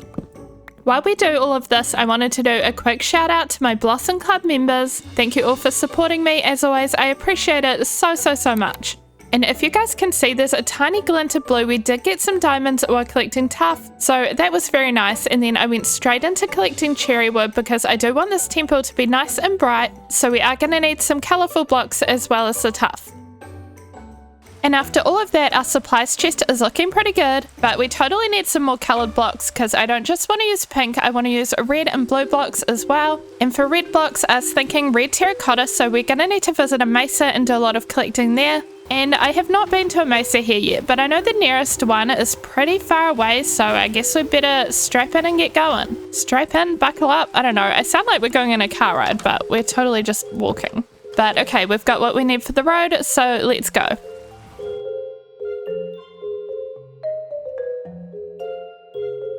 And after a bit of traveling, I think we're getting close now. We've reached a desert village, and also it looks like there's a partially buried temple over there. But obviously, when you're at the village, you've got to loot the village. Oh, look at all the villagers. You're in full gossip mode. And actually, no, now that I'm thinking of it, we might need all of our inventory space. Oh, the bundle might help.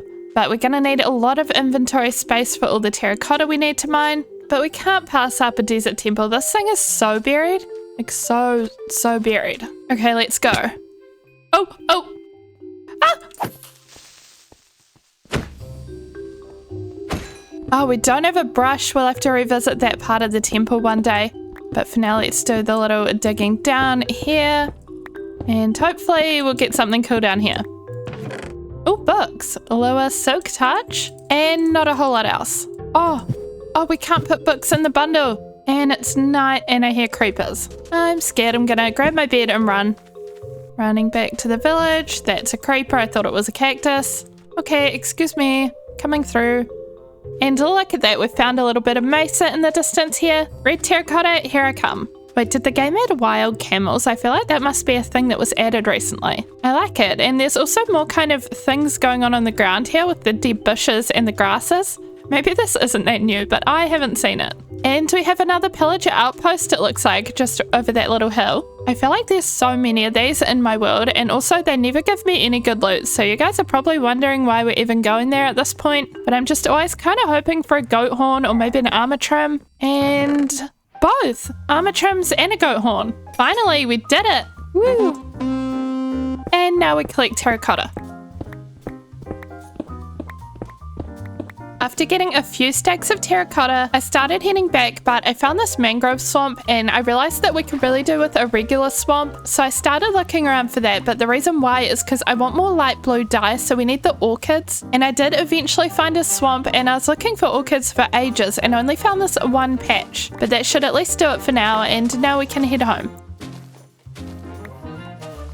And now we're back. I want to real quickly check if we can put Aqua Affinity on our boots. Wait, does it not go on boots? Wait, am I crazy? What does it go on? Why do I not remember this? Is it helmet? Oh, it's helmet. Okay. So now I think we have at least a level of all of the water enchantments. We've got Depth Strider, Respiration, and Aqua Affinity. I always get them kind of confused, but at the end of the day, I think you just want all of them. But beyond that, we're just going to use some of our blue orchids that we collected to make some more light blue concrete. And then our colourful blocks will include red, pink, and blue. And with that, I would say we'll be ready to build the temple. And we're nearly out of sand. Aha, that is so annoying. We're not going back to the desert, we'll just go find a beach. And the Aqua Affinity actually really ended up helping us with collecting sand in the rivers. And now we're able to make all of the light blue concrete. And we're ready to build. Hello, dogs. This is my dog, I don't know who you are. I guess it's okay if you want to hang out though. But I want to get going on this tempo. I'm really excited to start it. We're definitely just going to start with not thinking about the details or the texturing at all. So I'm making a whole load of chiseled tough bricks, but I also want some chiseled tough and some maybe brick slabs. Oh, and also stairs just to round out some corners. Oh, and we're going to need stairs just to go up the staircase for like the middle of the temple. But okay, I've mapped out this potential corner for a starting spot. And this is going to be inspired by Aztec temples, but it's not going to be super realistic, just kind of going for whatever I want. But I was thinking of doing these little 3 wide sections with a pillar on either side. So we'll do another one here. 1, 2, 3, a pillar. 1, 2, 3, pillar. 1, 2, 3, pillar. How many is that? That is 4 sections, and then we'll fill them in with this. And honestly, this is going to be pretty huge. I was thinking of having that as kind of taking us to the middle. So if that takes us to the middle, we might have a 5 wide staircase here. And then it's going to be very symmetrical. So we do the same thing on the side. Is this placement good? So we're walking up here along the path and here is the temple. It really is super wide, but I wanted it to be big and it takes up all the space that we cleared out, so I think we're good. And it is going to be symmetrical on all 4 sides, so we just need to go around doing the same thing all the way around. And that brings us here, and I will say it again that this is all kind of big. I'm starting to think that we definitely did not gather enough tough blocks and that I'll probably run out at some point, but I think I'll deal with that off camera when it happens. Since you guys have already seen me gather tough for today, but for now let's work on the height just of this first layer. So we will be layering it a little bit like a cake, but I was thinking of going 5 blocks up per layer. And then for the 6th block, it'll be kind of going across like this. And then we just add in a little bit of rounded edges. And then we just go around all the way repeating this.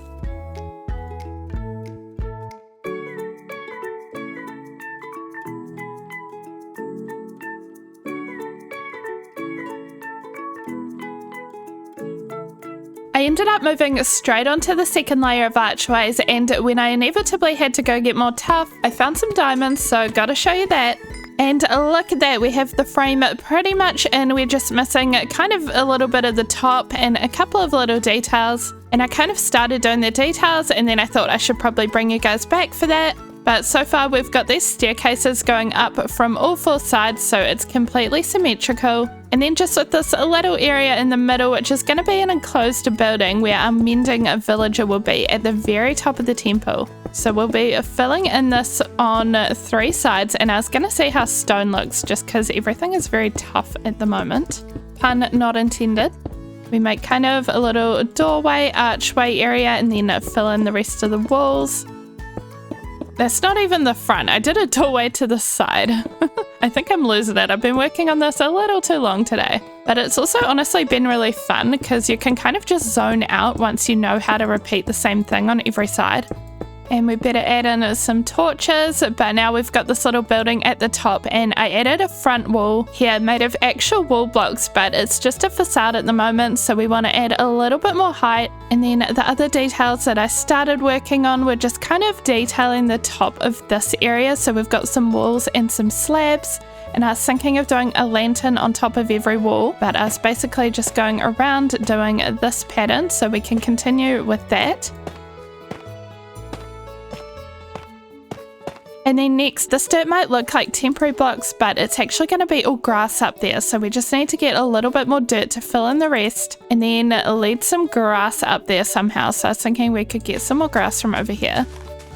Also, this space is huge. I didn't have any plans for it, but I was thinking one day maybe we make it into a mob farm or a creeper farm, or maybe even today. Honestly, I don't know. Depends how long all of this takes us. And let's get this grass growing up here. And we fill it in. And after finishing up placing all of the dirt and also finishing the little roof up there, I'm very pleased to say that I think we're finally done with tuff. As much as I like it, it's getting kind of boring at this point. And I think now is the time where we get to start adding colour. So let's get straight into that.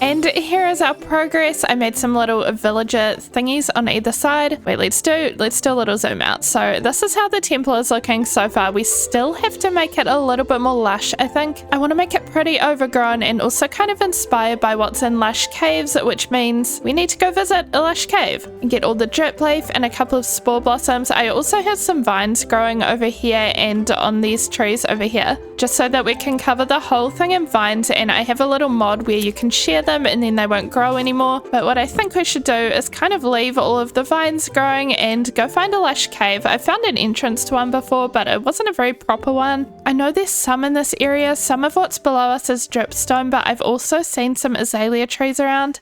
So I think our mission is just going to be to find an azalea tree and then dig down. Oh, hello, Cold Piggy. And I've scaffolded up and I'm looking around and I don't know where the azalea tree I thought I was heading to is. Oh, there we go. I see it. Do you see it? Oh, and there's another one here. Let's go over here. And we're just gonna dig right down all around it. And after heaps of digging and acquiring a lot of rooted dirt, it looks like we might have found something. Or not. Not me thinking we're about to break into a lush cave. It's just a bunch of clay. Oh, there we go. Should we just drop in, or is that kind of crazy? I think we can do it. There's darkness, and there's lush cave. Oh, there's a spore blossom. Oh, and I saw an axolotl. Okay, but I don't want to turn my back on this dark area. Not until we've, done a little bit of lighting it up. Gotta make sure everything is safe. Okay, I think that'll do. Heading back this way. And I wasn't even thinking about clay, to be honest, but we might get a ton of clay while we're here as well. And we'll be able to put some pots outside our temple. Oh, that's a spawner, isn't it? Oh, why is there a creeper? No, not the creeper just running at me. Oh no, oh no, oh no. Oh! We still have to sort out that spawner though before the zombies keep coming for us. Please no. Oh, what is that? No! What the heck? Ow! Excuse me, but what was that? Okay, I'm gonna go into free cam and you can't stop me. There's a witch, there's 2 creepers, and then you come in here and there's 2 more creepers. I hate this so much. I've never seen this in a spawner room. And I was kind of hoping things would despawn, but I still hear a witch. There she is, down in the hole. Oh, there's a creeper behind me. This is fine. Everything is fine. I'm gonna take this spore blossom while we're up here. And you know what? We have the spore blossom. We have some glowberries. I kind of just want this to be over quickly now. I'm gonna get this diamond because I saw it earlier, and I think there's another one over here. And then I think we're gonna get out of here just as soon as possible because I hate it here. And because I know there's still 2 creepers in that room somewhere over there. And we're leaving. Okay, so let's try to never go caving ever again. Maybe if I brought you, it would have helped, but you would have needed armor, honestly, to survive all of that. But I want to start placing some of these pots. We got these, of course, from all of the clay, and I want to start making this area a little bit more green and lush. So I'm just going to go around placing the glowberries and the drip leaf and everything, and just kind of finishing everything off.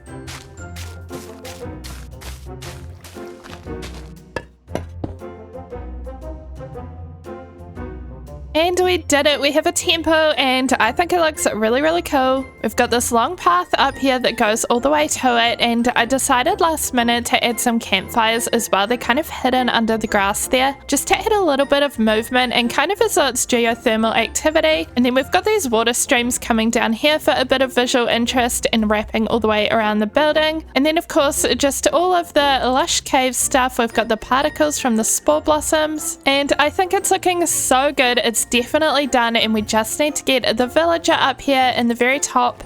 But we have such a nice view of the whole forest from up here, but also I kind of don't want to enclose this area, but I want to make sure the village is protected. So I don't know what the best way to do that is, because any zombies could probably come from, I don't know, anywhere. But also the top of this area is really well lit. We've got lanterns the whole way around, so maybe it'll be fine. I have another thought as well to try to make it mob proof. We just need some carpets and some berries. But before that, let's just focus on getting the villager in. Hello, Mr. Mending. You're about to get a house upgrade. It's going to be really nice. Okay, let's get you along the river. But okay, a lot of you guys told me to get him up blocks. I just have to jump a lot, so hopefully that'll work for us. Wow. And so far so good.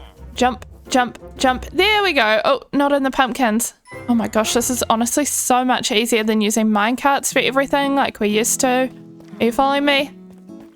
Oh, yes. But speaking of minecarts, maybe he'd look better sitting in a little minecart here, and we could kind of hide it with the lectern, like if we had lectern here.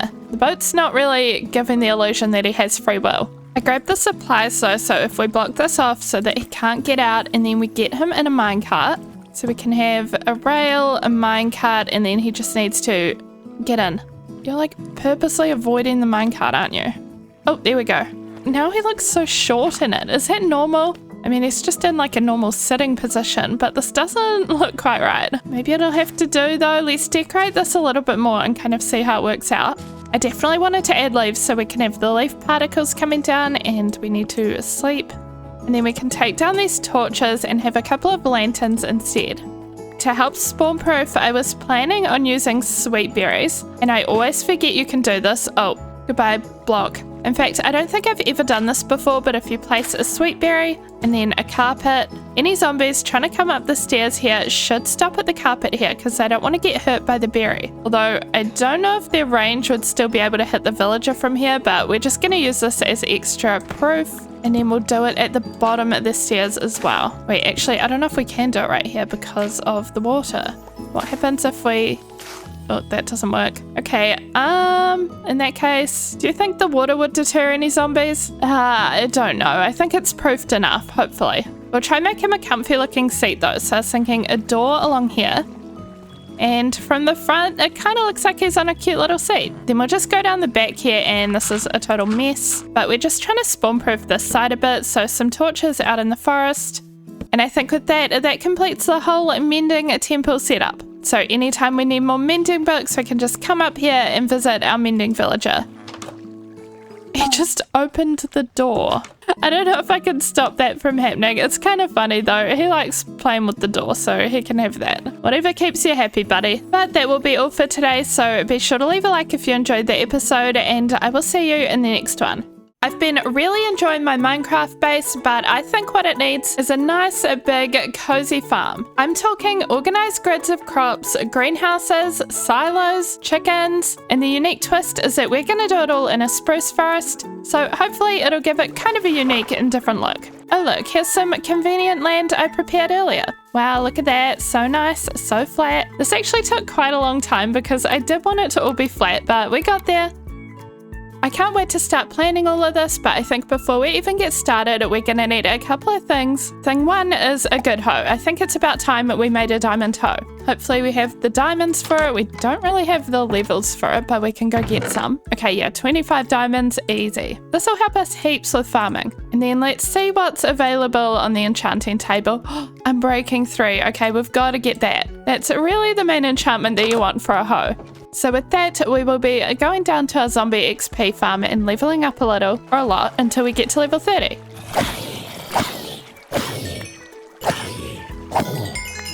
And I did the laundry while waiting for zombies to spawn, and that actually worked out really well. It took us exactly to level 31, and now I have clean laundry as a bonus. Okay, here we go though. Unbreaking 3 and efficiency 4. Do we really need efficiency on a hoe? Probably not, but it still makes me feel cool to have it. And from there, there's one more thing we can add, of course, which is mending. Okay, now we get up like a pro farmer with our perfect hoe. The other thing I want to do before we start is to just make sure we have a good way to get to our farmland, because at the moment we're just kind of crossing this river, and this is kind of the best point, I think, to make a little bridge, since if we kind of mark out this and come up here a little, the path just would come through here and voila, future farm. So I think a bridge here would benefit us really well. We do already have a bridge, but it's way over there. Maybe we'll make it kind of in the same style though. So what did we use? Spruce, pale oak, tuffles. Spruce, pale oak, tuffles. Spruce, pale oak, tuffles. Spruce, pale oak, tuffles.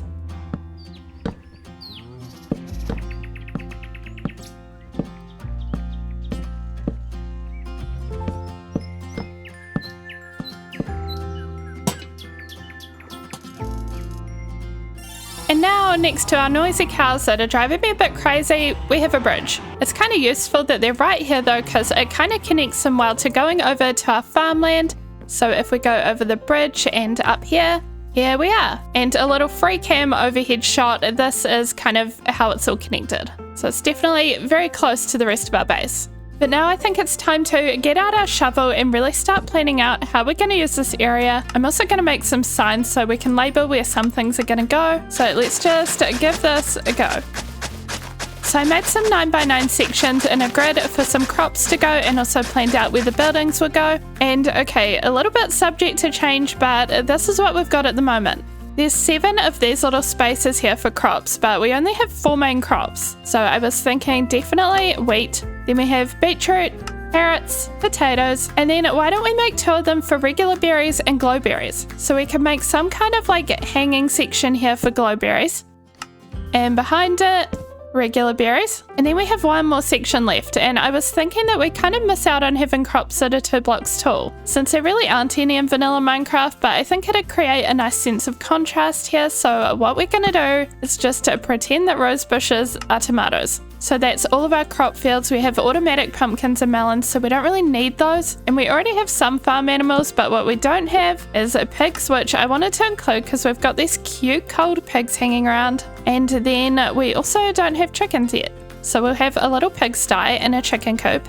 And we've run out of signs, but over here is going to be the biggest buildable, which is a greenhouse. And lastly, over here, a couple of little storage silos. I really want to start working on the crop fields immediately because I just think it'll be so fun. But I want to put a water source over here. And you know what? Maybe we'll make this into a well, but for now, I'm using this so that we can get going on our crop fields. Wait, maybe the water, if we put the water in the middle, exactly. Okay, this should actually reach, I think. And we don't need the very end blocks done because it's going to be fencing. Also, shout out to Infinite Drift. If you guys didn't know, she kind of popularized this whole farmland trend. So that is where I'm getting inspiration from. Ta-da! Now let's see if we actually have all the crops. Oh, hello. You're inside my brain. You can see how many brain cells there are, which is 0. But let's have a look in our food chest. So we have carrots in our inventory for some reason. We have a little bit of beetroot, wheat, potatoes, berries. We're missing the glowberries, but I think we might have some on the side of our house. No? Okay. Do we have any around our base anywhere? There's none on the iron farm. There's none over here. Wait, I know where the glowberries are. They're all over here on our beautiful mending temple, but we're going to need bone meal to get them off. We've got a little composter set up over here. Okay, we're a bit bone meal poor, but this will at least get us started. I feel like now this is kind of the best bit where we get to go around, plant everything, and this will all go from being totally bare to being full of colour and life. Planting all the seeds, planting all the seeds. And I've taken the sign off because it's kind of in the way, but I think it'd still be cute to have the sign, just in a different spot maybe, so let's figure this out. Is that cute with the leaves? I think it's too much. How about a little sign here? With some colour and some glowing, I think that'll be cute. There's men in my farmyard. They're staring at me. I don't like it. This isn't very cottagecore or very farmcore of you. Anyway, back to farming.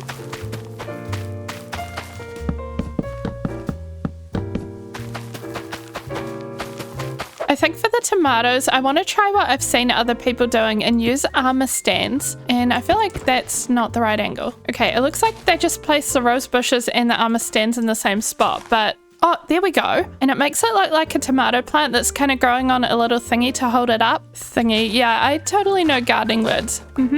That's me, pro gardener. But we're just gonna place these here and we're gonna have to make heaps more armor stands. Like about 40, I think we need. With the smooth stone we already have, that's 16 and 4. Hey, they're stacking 16s, I never knew that. But we can smelt a bunch more stone and get the rest.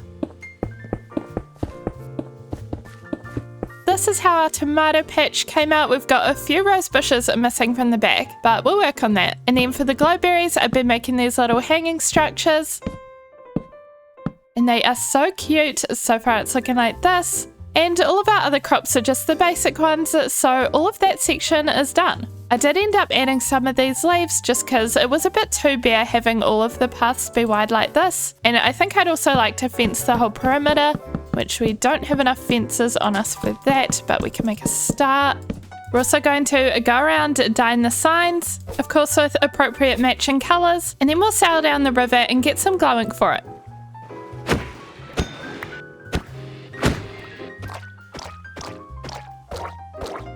And after beautifying the signs, I got straight onto resource collecting because we're going to build a greenhouse right in this spot.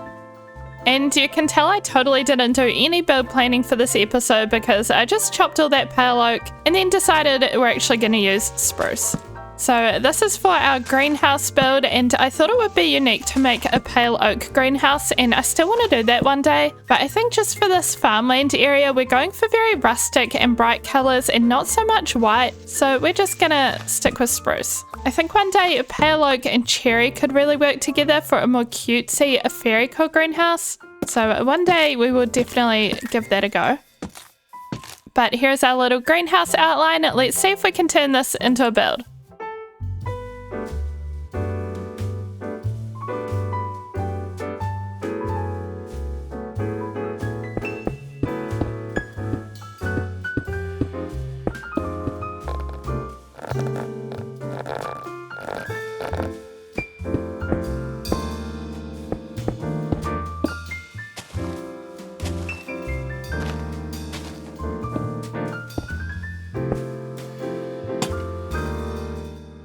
And I think we did okay for an improvised little greenhouse. I did this little detail which is meant to look like a stained glass window, and I really wish that somehow we could make more detailed stained glass art, because wouldn't this be cool if it was an actual sun? Yes, it's supposed to be a sun. I know you can't really tell because it's only 9 blocks. But anyway, keeping in with the farming theme, I don't really want it to be a greenhouse for flowers or anything. I want it to just kind of be more of the same crops. Kind of like for lore reasons for the colder months, so the other crops won't grow outside, but they will grow in a greenhouse. So we're just gonna fill in these as though they're kind of tubs for vegetables.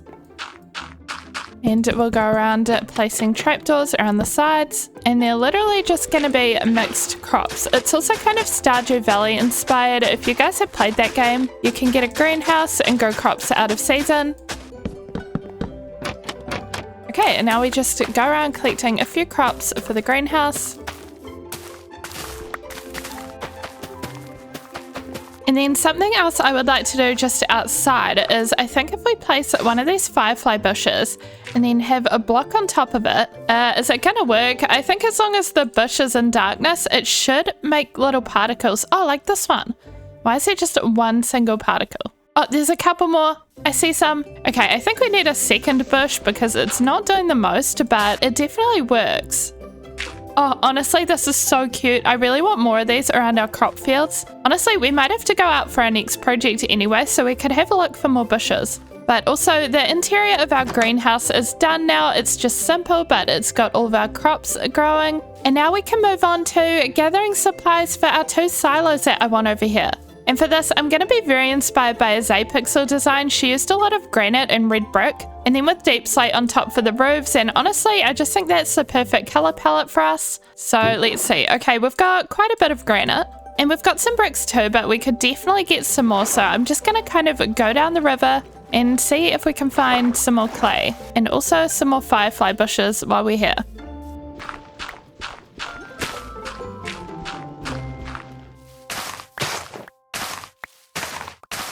Okay, I've added in the little firefly plants, a few more of them. You can see some little particles. And I've been collecting the bricks and the granite, which we want some of it to be walls to kind of be able to round the edges of our silos a bit better.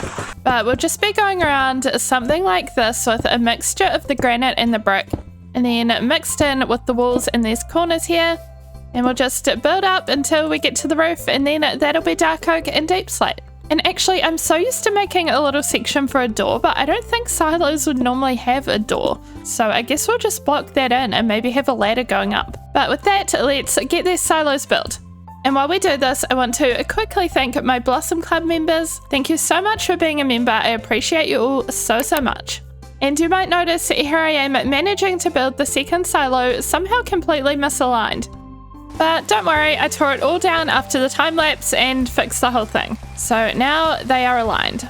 I love how it's all looking from far away though. Like, look at the silos next to the greenhouse. And I did a little bit of decorating just off to the side and made sure to fence off around the back as well. And I think that while we've been working on this corner, we might as well go around and work on all of this side next. So my plan for this side is to have a well somewhere over here for a nice water source. And then next to it, I was going to have some kind of market stall stands. We'll see how that goes, but I was kind of picturing like a tiered look. So something like this with kind of melons and pumpkins and flower pots on it, but maybe not exactly like that. And then this spot is reserved for a crop that I kind of forgot about. We're going to have a little sugarcane farm. I think all I really want to do with this is to mark out the grass, or dig out the grass, and replace it with coarse dirt. And same along here. And then we go get sugarcane to start placing. We've got a little bit over here on the other side of the bridge. This is just our kind of decorative sugarcane, so we can grab a little bit of that. Also, this farm doesn't need to be good because we have an automatic sugarcane farm as well. I just want it to be kind of cute.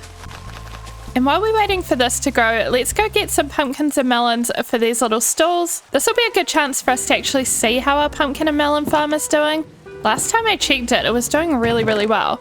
Oh, and it's still doing really, really well. Too well, you might say. We already have all these melon stacks in here as well, and all these pumpkins. And now with some of our pumpkins and melons in hand, we can work on some of these stalls.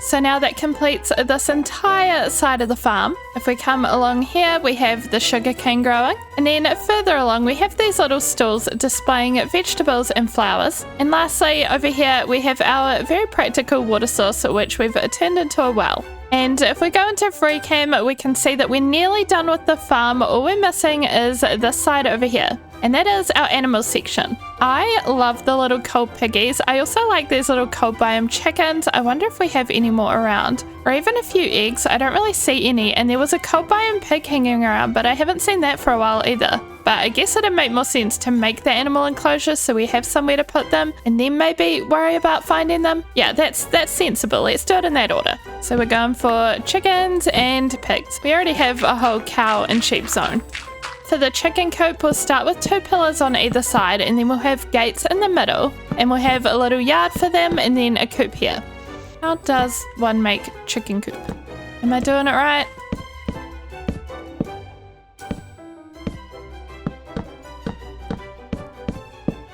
For the roof of the coop, we'll use mostly this deep slate brick, which matches our silo roofs. And for the walls, I'm thinking mostly stripped spruce. I also just thought of, we can make this actually functional as well by using hoppers to collect the eggs. So if we fill in this floor with hoppers, which is really easy to do because we have an iron farm, then that'll give us a good egg supply. You know, I bet just like our pumpkin and melon farm, our iron farm is completely full as well. Yes, it is. Okay, kind of a good problem to have. Hoppers! And after I finish the chicken coop, I'm immediately going to work on the pig pen.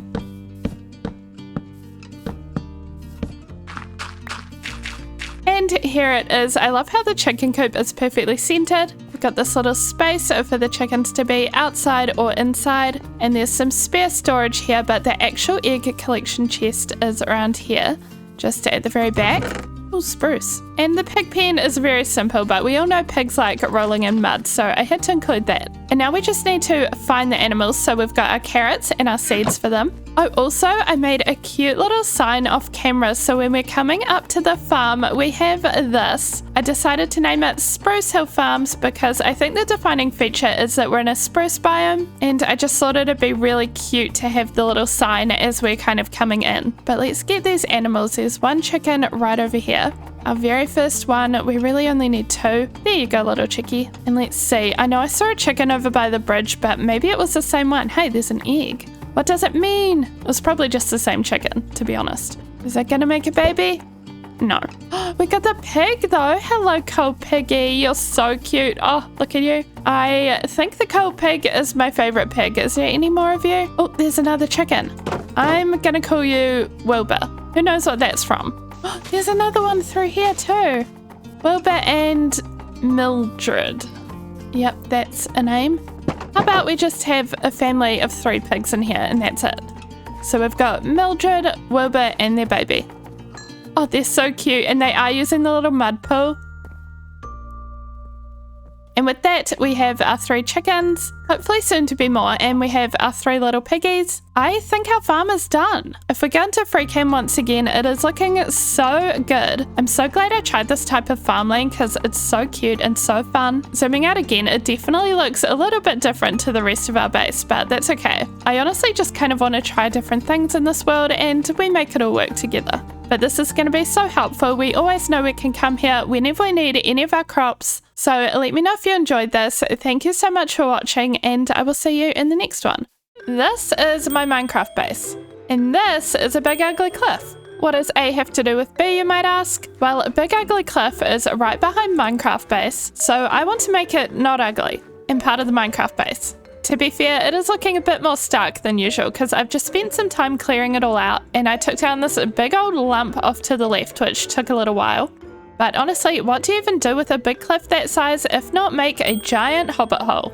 I've had this little vision in my head for what my ultimate hobbit hole would look like, but this is going to be our basic block palette.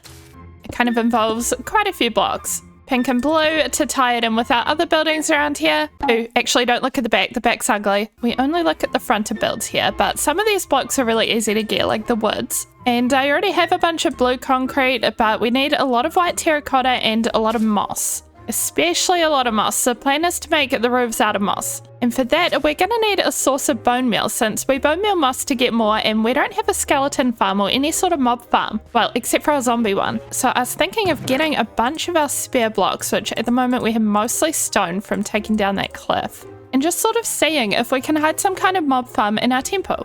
And if we can do that, we'll have enough bone meal for all the moss that we need. Okay, so this is our temple. The only part that's actually in use is the very top where we have our little mending villager, but if we break in here, we have all of this. Oh, I hope there's no mobs spawning. There might be some little corners and things that are not very lit up, but it surprisingly seems okay. But how about it? This is a good place to hide a mob farm, right? Got our little weird berries up there. I'm just gonna see if I can wing it with this and plan something out that actually will fit in here. I spent a little while mucking around kind of trying to find the center and how high up we can go, and also I realized that it can't be centered just because it has to be 2 blocks wide in the middle. But also it doesn't really matter what it looks like because the whole point is that we're hiding it. And this is the point we've gotten to. It looks like we'll only be able to do the 1 layer, but we just need to kind of build out around all of the sides here. I've decided to switch to using stone brick as well, just because even though this is going to be kind of ugly no matter what, it at least kind of goes with the stone brick tuff a bit better. So we're just going around building the platforms. Okay, and now with the platforms built out, we're going to add all of the trapdoors and add the water. Then we can build walls and cover over the whole thing. And finally, we're ready to take out all the torches and get this thing going. I'm just going to make my escape out the side here and block it up. And I have made it an AFK farm so that we can just kind of go about our business and hopefully it'll collect stuff in here. And that is what we're going to do. I want to kind of figure out how we're going to get in and out of here in future. Oh, that's a creeper. Oh my gosh. Why is there a creeper behind me? That is terrifying. Can you please get away from here? Okay, well, the mobs are spawning outside of the farm, so that's not what we want. But I was thinking we could do a little kind of secret entrance under a waterfall like here. And also coming in from the side so that we don't have to make a whole entrance area out the front here. But the front is more just about the temple and not about coming into a mob farm, so we can just preserve the original look. And I did just go AFK for a bit so we can see if the mob farm worked. Hello, little guy. What are you doing on there? Can you not get down or up? I think he's stuck. But this is definitely a slow working AFK kind of mob farm. We can't actually just stand here and wait for things to spawn because I think the platform is too close. But when we're just pottering around our base, mobs fall down here and die, and we've got lots of things in here. It looks like we had a couple of witches, but 40 bones, that's the main thing we're after. Oh, and arrows, and we can get our first bow. Power to Unbreaking 2. We actually still don't have a bow in this world, so that'd be nice. Oh, hello, Mr. Piggy. How did you even get in here? Well, with all our bones now, we'll be able to start growing our moss for our big hobbit hole. But before we do that, I don't want to leave this in this kind of state, so we are going to clean it up and just actually put in a nice floor and try to make it look decent. So let's get working on that.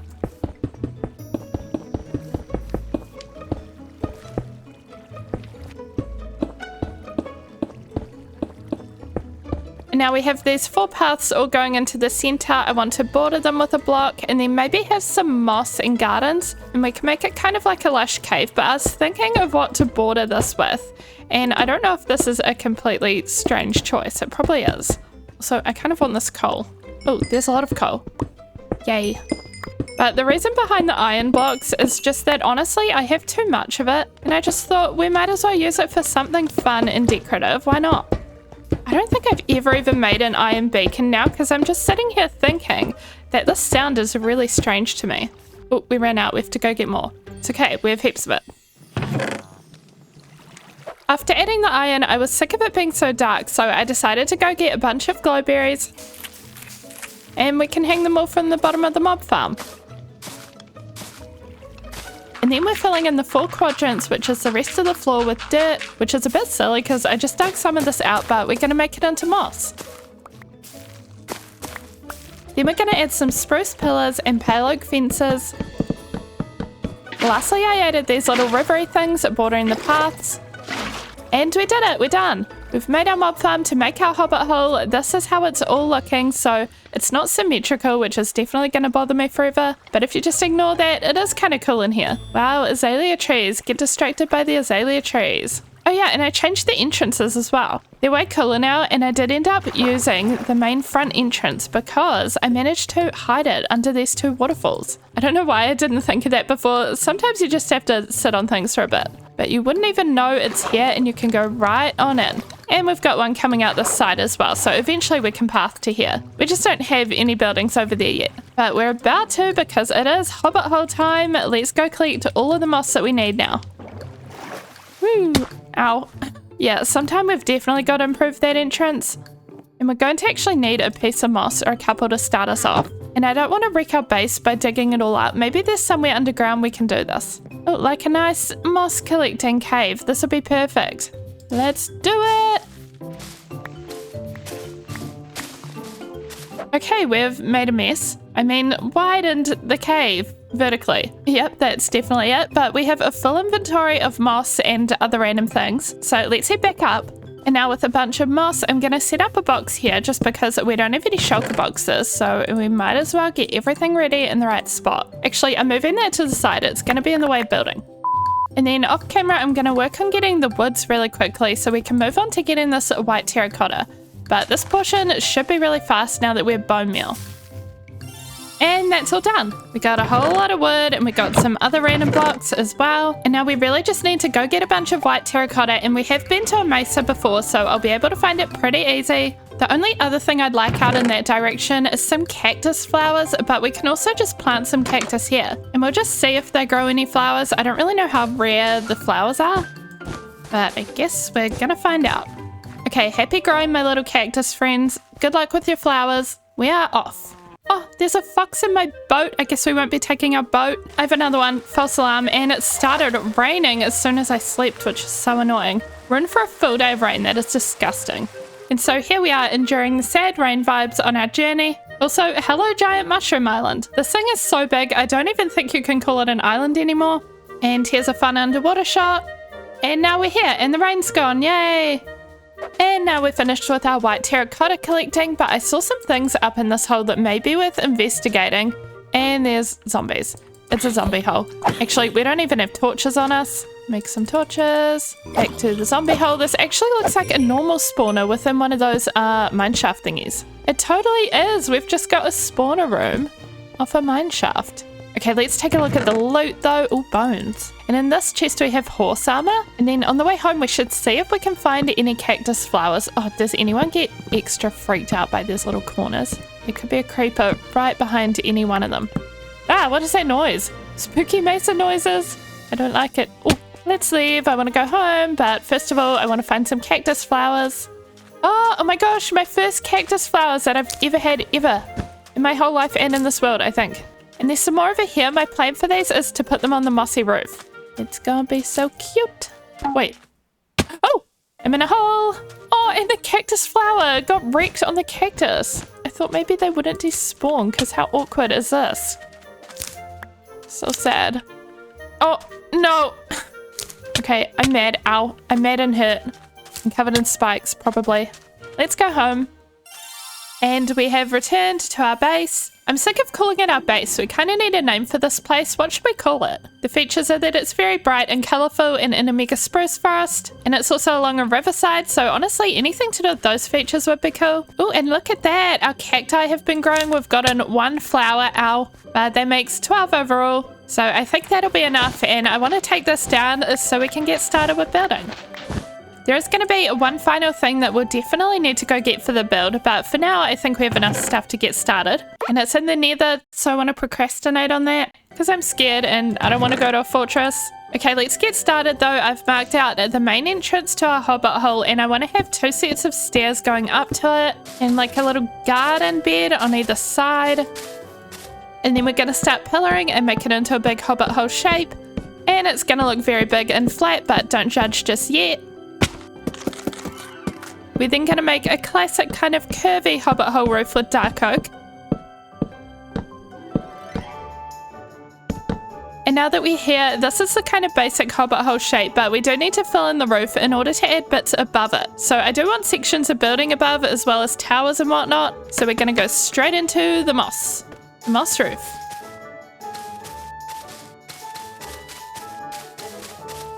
And then after the mossification, I was able to get onto making the roofs on the roof, if that makes any sense. And now we have the roof with the 2 other roofs doing their roof thing. And now I've said it roof too many times and it doesn't sound like a word, but I wanted to show you guys my gradient. So I wanted a lot of this to be white, but I wanted to make sure I incorporate pink and blue as well because of the other buildings around here. So we're going to have this kind of pink to white as our main gradient, and then we'll work in blue as well. And that's going to be a little more clunky, but we've got this light blue wool and this grey concrete powder to help us out with that. So let's do a little time lapse and start filling in the walls. And while it's time-lapse time, I want to again thank my Blossom Club members. That is my YouTube members who support me so much and get extra videos and other content from me. And I appreciate you all so, so much.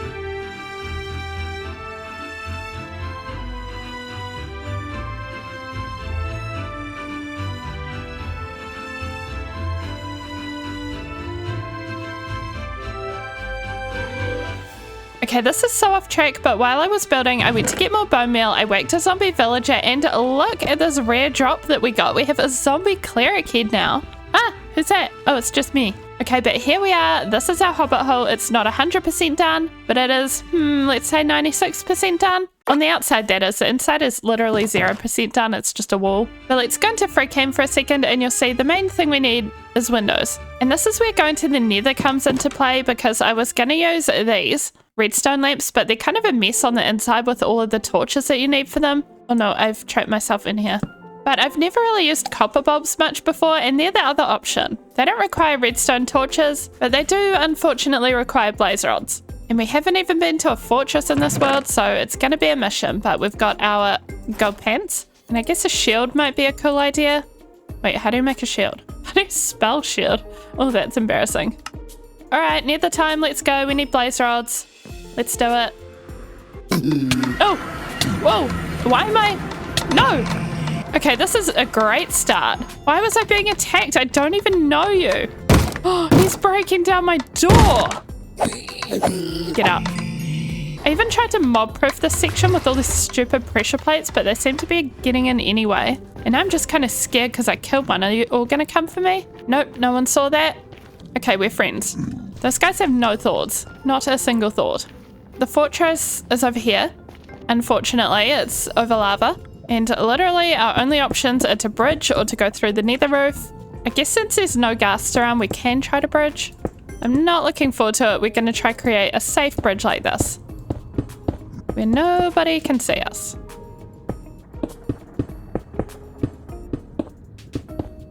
And we're nearly there. We just need to get over here, but there is a ghast hanging around up over there. Hopefully it's far away enough. Oh, we made it. A terrible fortress. Somehow I've never been so relieved to enter a fortress. And there's already a blaze. Why didn't I bring a bow? That was an oversight. I'm gonna go get a bow. If memory serves, there's a pretty good bow in here, aside from being dead. But we can put mending on it, mend it up, and we'll be golden. We're gonna be golden. We're back at the fortress, and the blaze is actually gone, which is kind of a relief, but also not, because we want blaze rods. I hate the open air bit of a fortress, but now we're safe in a tunnel. Well, safe as we can be in a fortress. We're gonna block off all of the corners. Oh! Ow. Imagine just using my shield. Imagine that. And it didn't drop a rod. And we're at some stairs and I'm definitely hearing some things. Here we go. Let's just use our looting sword because it's got looting. Oh, that's a spawner. Ah! I don't want to be at a spawner. Well, I kind of do, but I'm scared. We got our first 2 blaze rods. There's a lot of them. Ow. Ow. And after accepting that I might just have to be on fire, I quickly accumulated 40 blaze rods. Whoa. Thank you, looting 3. And with that, we can leave. Goodbye, blazes. Not gonna miss you at all. Oh, a little bit of wither skeleton killing. Piglins. Meanwhile, we haven't even seen a wither skeleton. Oh, there's a ghast. And now we can make the thing that we wanted to make. And we've got a ton of blaze rods left over to fight the dragon one day. But I think all we need is spruce buttons in order to turn them on. So let's give this a try. Oh, we can't get through there. But if we go 1, 2, 1, press the button. Yes, I turn on and then we can remove the buttons. And now stay on. Let's do that to all of our remaining windows.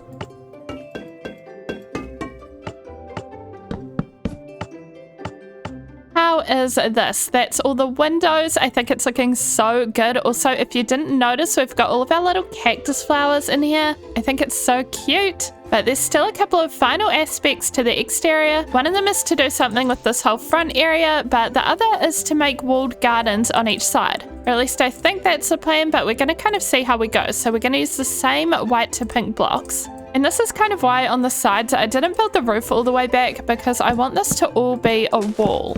Actually, we'll start with pink on the bottom.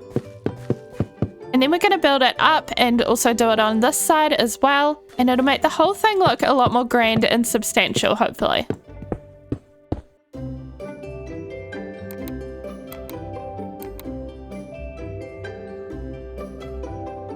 And here it is with the walls, and I'll give you a little top view as well. So this is it from the top.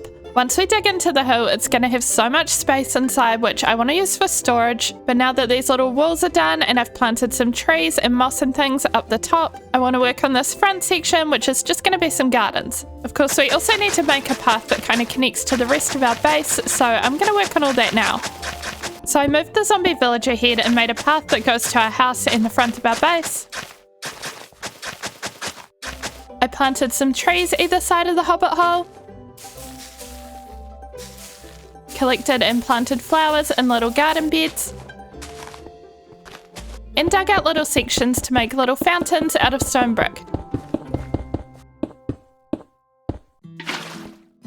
I think our final touch here will be these little lampposts. And here it is coming up along the path. We have our giant hobbit hole with our little gardens out the front. And here is a better view of it all. And you're probably wondering what we're going to put inside. I don't remember if I told you guys yet. But as you can see, it's quite a feature of our base. So I want it to be our storage room. Our house is getting way too small to store everything, but we still have to dig out this whole thing, and I want it to be quite big and epic. And usually I don't like splitting up episodes, but because we've spent quite a while on the outside and I want to spend it quite a while on the inside as well, I think we will do this next time. Oh, also the other reason for this is that the Copper Age update just came out, and if I wait a couple of days, we should be able to update the world and update some of our mods for it. Oh, but I'm just seeing one final thing that absolutely needs doing. Our little bulbs are starting to oxidize.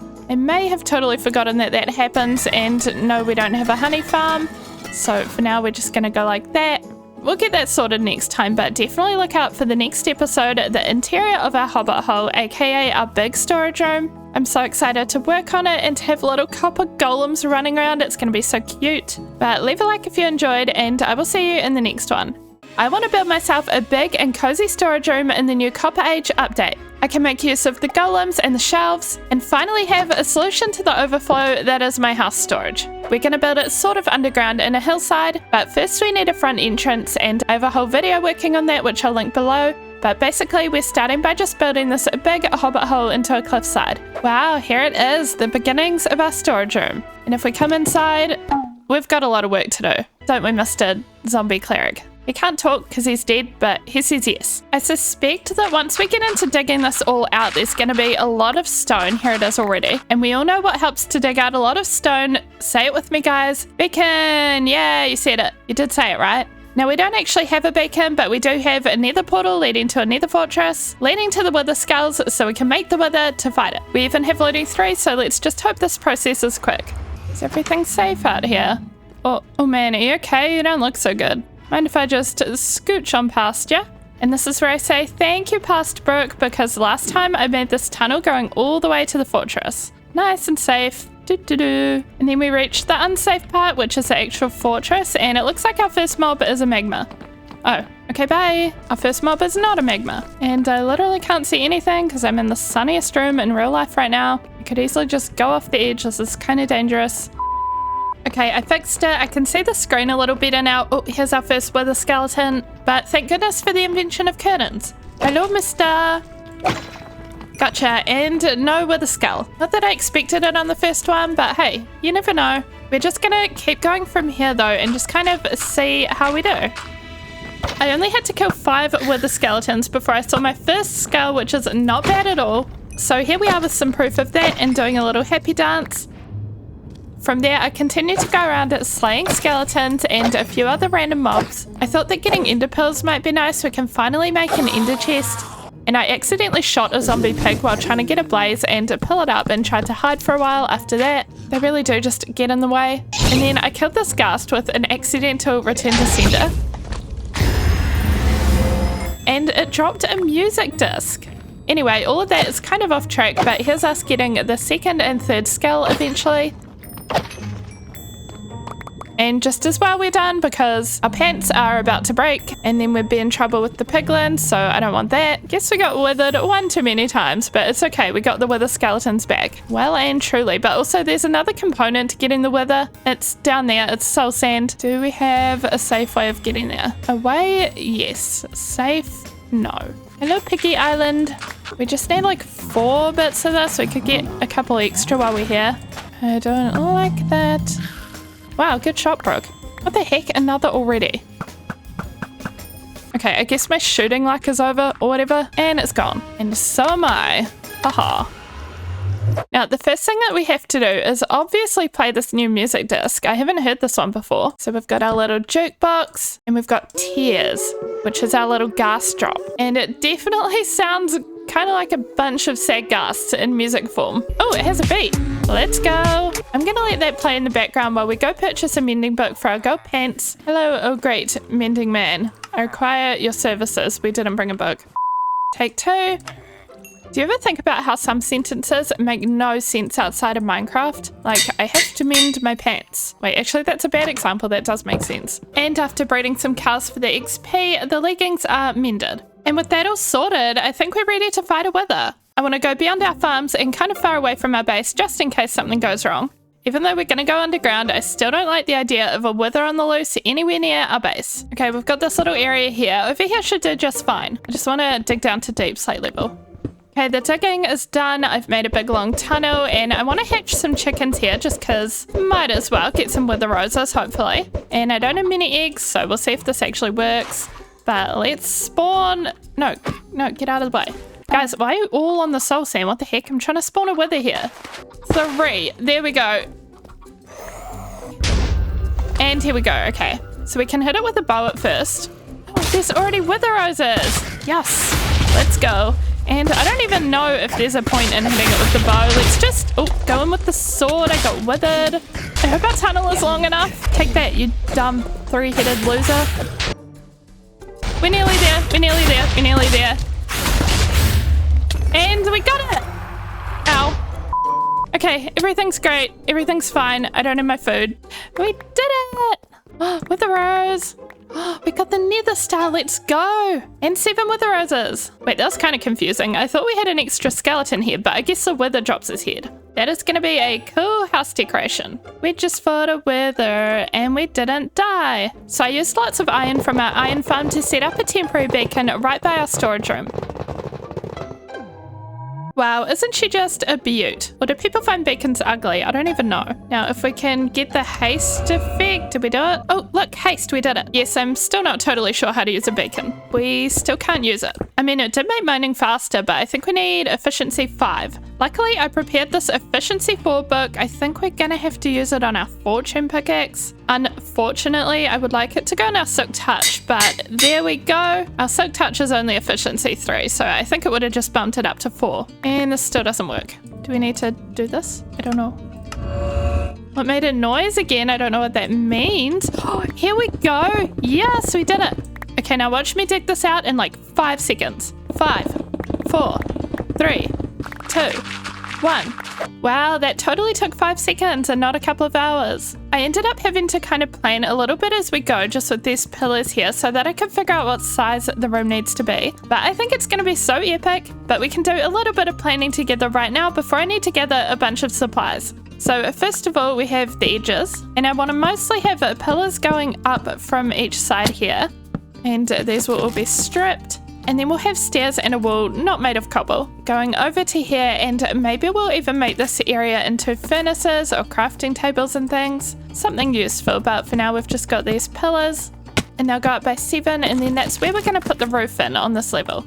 Okay, so that looks hideous, but we'll be filling it all in. And as for this middle section, I've been inspired by people like Matt and Chobin on YouTube, I'll link them below, to add a bit more dimension by kind of digging this out and having a little staircase going down a bit into kind of a central area down here. This pickaxe is gonna need mending soon, for like the 3rd time.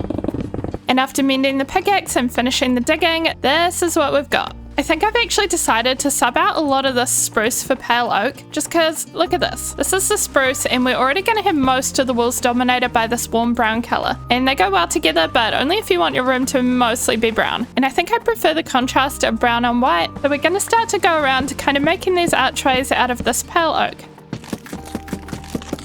And now I feel like we're kind of getting somewhere with the structure of this. I think I want to work on the floor and then the walls, and I know I want this floor to be white and pink, mostly pink, so we're going to get a bunch of pink glazed terracotta, pink carpets, maybe some cherry wood, and we'll see what we can do with that. So here we are collecting some pink things.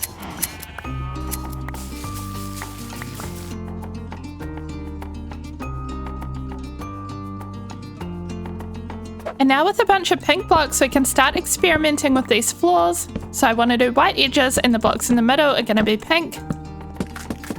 I definitely want to use some glazed terracotta, and if I can use my whole brain, I might be able to manage a little pattern. Somehow it always confuses me.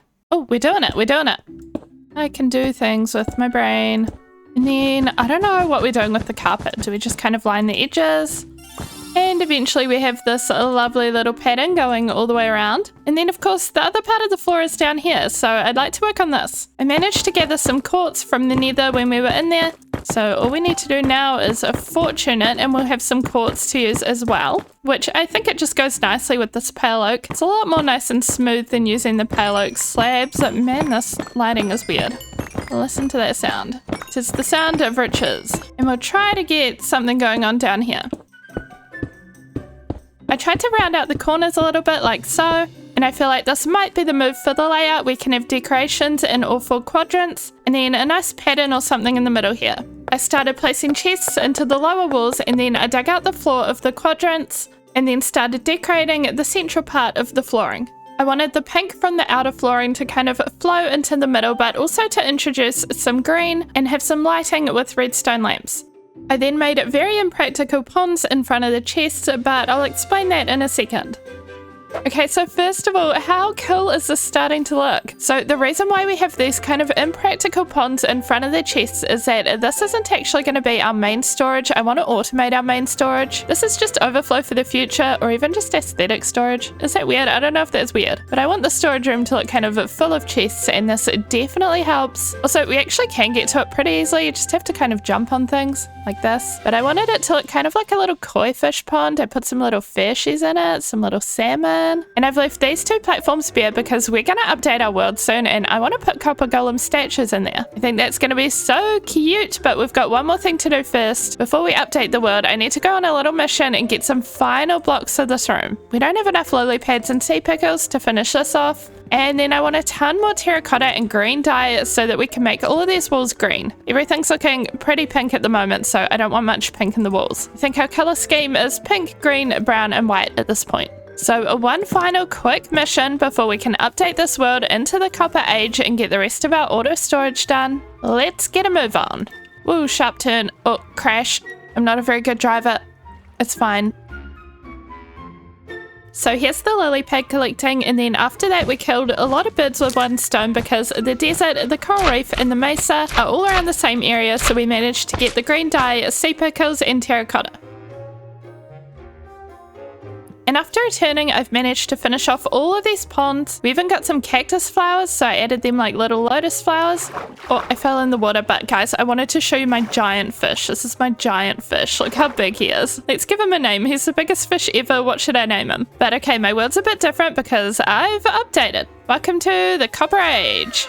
We don't have our armor texture pack anymore, but to celebrate, I want to make a full set of copper armor, and we can wear it for the rest of the episode.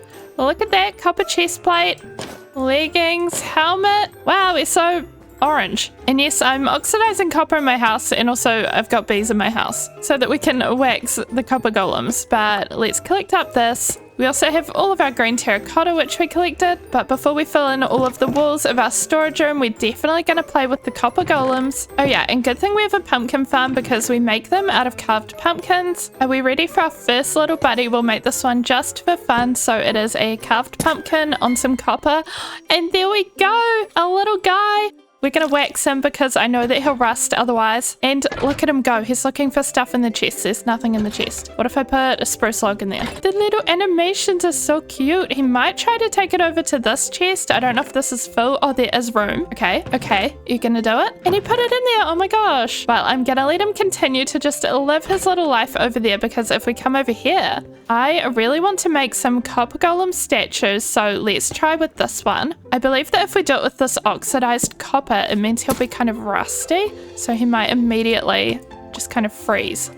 Come on, buddy. Oh, there we go. He's a statue. I don't know how to move him. Can we pick him up? We pick him up. We can put him down. Oh, and we can pose him. Oh my gosh. Stop. That is so cute. Should we put his little chest next to him or have a different statue of another one? Oh, he looks so cute. Yeah, I think we'll do a statue of another one instead of the chest. We're just gonna have to wait for this to oxidize fully. And in the meantime, let's start thinking about how these guys can actually help us automate our storage. We're gonna do our main storage over here. So first we have to dig out lots of space into this wall. And the problem with the copper golems is that they're not very efficient and they only check 10 chests. So unfortunately, we are gonna have to trap some kind of behind rows of chests. And now I've dug out all of this. Hopefully the spruce won't be very visible, so it doesn't really matter what block we use. But I started trying to make a little area with the help of the YouTuber Silent Whisperer, and this guy is definitely meant to be in here. When he gets in there, we can try to trap him like this.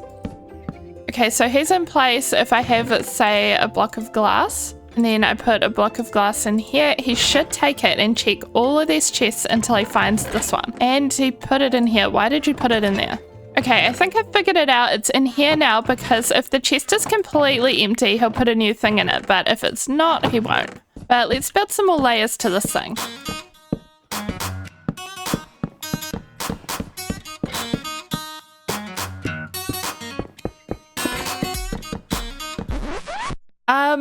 So I forgot I was only wearing copper armor. So I guess that tests it, and it's definitely not anywhere near as good as diamond. I don't even think it's as good as iron, I'm pretty sure. Oh my gosh. I can't believe I just got killed by pillagers. I think that was my first death in this world. Ah, leave me alone, leave me alone. Okay, well, we're not going to be wearing this for much longer. I've been oxidizing copper so that we can build a few more of these little guys. And they don't all have to be the green color. So if we make one here, and then wait for it to oxidize. And then, oh, you're in the water. Hopefully you can't drown. You're not freezing. Why aren't you freezing? Do you want to hop back up? Oh, this one's a statue. And now we can make him a different color. And don't forget to wax, kids. Always wax. I then continued making the storage system, and I was using item frames, but my partner came in and he reminded me that I can try out the new shelves instead. So I changed the item frames to shelves. And after a lot more work, we have an automatic storage system with copper golems working to put everything away. I would say this is about 90% all done and organized at the moment, but we've got different sections. So this is our woods area, as the sign says. And then over here we have our general, which is just most of our storage. And over here is kind of mining blocks. I managed to make it very clean as well by covering up all of this stuff that we don't need to see. But in case there's any overflow or any items that can't get sorted, they're all going to be in this chest down here. I guess I didn't put in dark oak. But yeah, every time I have spare logs now, I can just pop them in here and it'll work away distributing them here. And it's made to be very expandable with all of these sections here, but I want to use these for other things, like a wall of smelters and a wall of bookshelves, and maybe a heads collection wall. Oh, and I also replaced the pink carpet because I thought the whole thing was very bright pink over here with this moss carpet, but I don't know which one I like more, so you'll have to let me know. But I'm gonna go around now and fill in the rest of the walls and then decorate them. Oh, and we cannot forget that now we can make copper torches. Copper torches that then should be able to make copper lanterns. Oh, these are so cute. Look at that. That is so cool. Okay, we're definitely going to use some of these. So I got working away on different sections of the wall using the green terracotta. I then made some giant shelves to fill with books, and I made this furnace wall, even though I'll probably only use one row. And also look how cute these cherry wood shelves are. They even have a little flower pattern. And while I was healing my tools, a fun fact, I noticed that zombies wear copper armor too. I guess it makes sense. I don't know why I thought that they wouldn't. But if you're wondering why I'm in the most janky, uneven looking cave ever, it is our moss cave. And the last thing we need to do is collect more moss before finishing off the roof. Also, now that we can't have our minimal armor texture pack, I'm kind of over this plain armor. So maybe we'll quickly put on our first armor trim in a second. But for now, it's moss time. Moss, moss, moss, moss, moss. There's like double pillagers outside my base for some reason. There's even more. Leave me alone. And okay, I wanted to get a cute armor trim going on, but we don't have any amethyst, so how cute could it really be? We also only have the sentry armor trim. Like, is this even good at all? I guess we'll do it. Ooh, crafting a new look. Okay, let's check it out. Oh, it's kind of cute. Don't mind the arrow in my eye. Might need to see a doctor for that one, but I like this. Even though it's not amethyst, but also, oh my gosh, this room is starting to look so cool. But that's all you get, just to glance at it, because we still have to do all of this. I've dug it out into this circle pattern, so let's get up there and see what we can do with it. And if you've built a big tall roof before, you know the whole experience is just a lot of this, aka putting scaffolding up and down. And we're sort of done, but not exactly, because I want a big light in the middle and we need shroom lights. Yay, woohoo, nether again. We got heaps of shroom lights, so this is honestly like the 4th time I've been in the nether this episode, but I just cut most times out because it got kind of boring. We're back and something's really wrong with my armor. I don't have my texture pack on, but it seems to be to do with the helmet. When I take the helmet off, it's fine. When I put the helmet on, it's not fine. If we're not wearing pants, it still looks like we kind of are, but only on my left leg. Anyway, let's just ignore that or hope it gets fixed by putting on pants. Or better. And look at these cool new dye textures in the new update. So the other block we need is colored glass. I was thinking of going yellow, orange, and pink. And then let's make this a big old light in the middle. I'm thinking kind of like a chandelier, but also more like an orb. Let's see, I really wish that we had end rods, but we haven't been to the end yet. But maybe 4 blocks down and it'll have to be, oh no, it'll have to be 2 by 2 as well. Back to scaffolding, my old friend. Then we can break this. Although maybe we should leave a layer on top. So we want to surround all of this in yellow and then kind of improvise with the orange and the pink.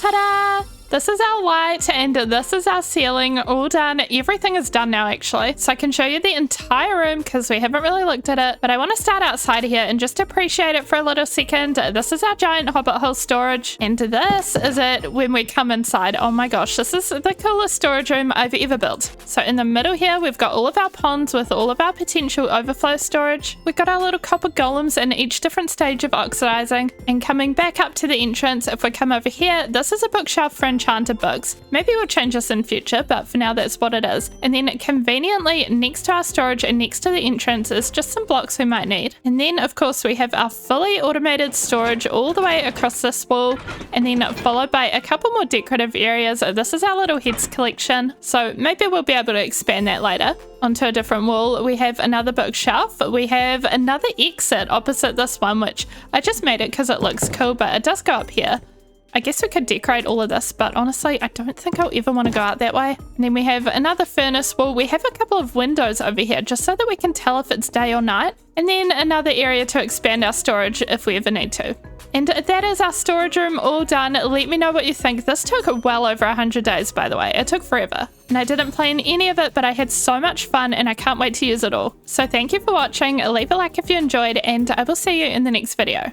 My Minecraft world has a big new storage room that I've been trying to move all my stuff into, but without shulker boxes. I haven't been to the end and I'm over it. We need to go get shulker boxes and wings, but I don't want a normal end bridging experience. So why don't we bring a happy ghast to the dragon fight? What could possibly go wrong? There'll be no more scary end bridging. We'll be able to float over the void with ease. First things first though, we don't have the ender pearls to go to the end, and we don't have a happy ghast. So for both of those things, we want to put our gold pants on and go to the nether. Why do I always say that like I'm happy about it? I'm definitely not happy about it. It should be more like, go to the nether. No, that's more like it. But with that said, here we are, and let's start with the easiest mission, which is to get ender pearls.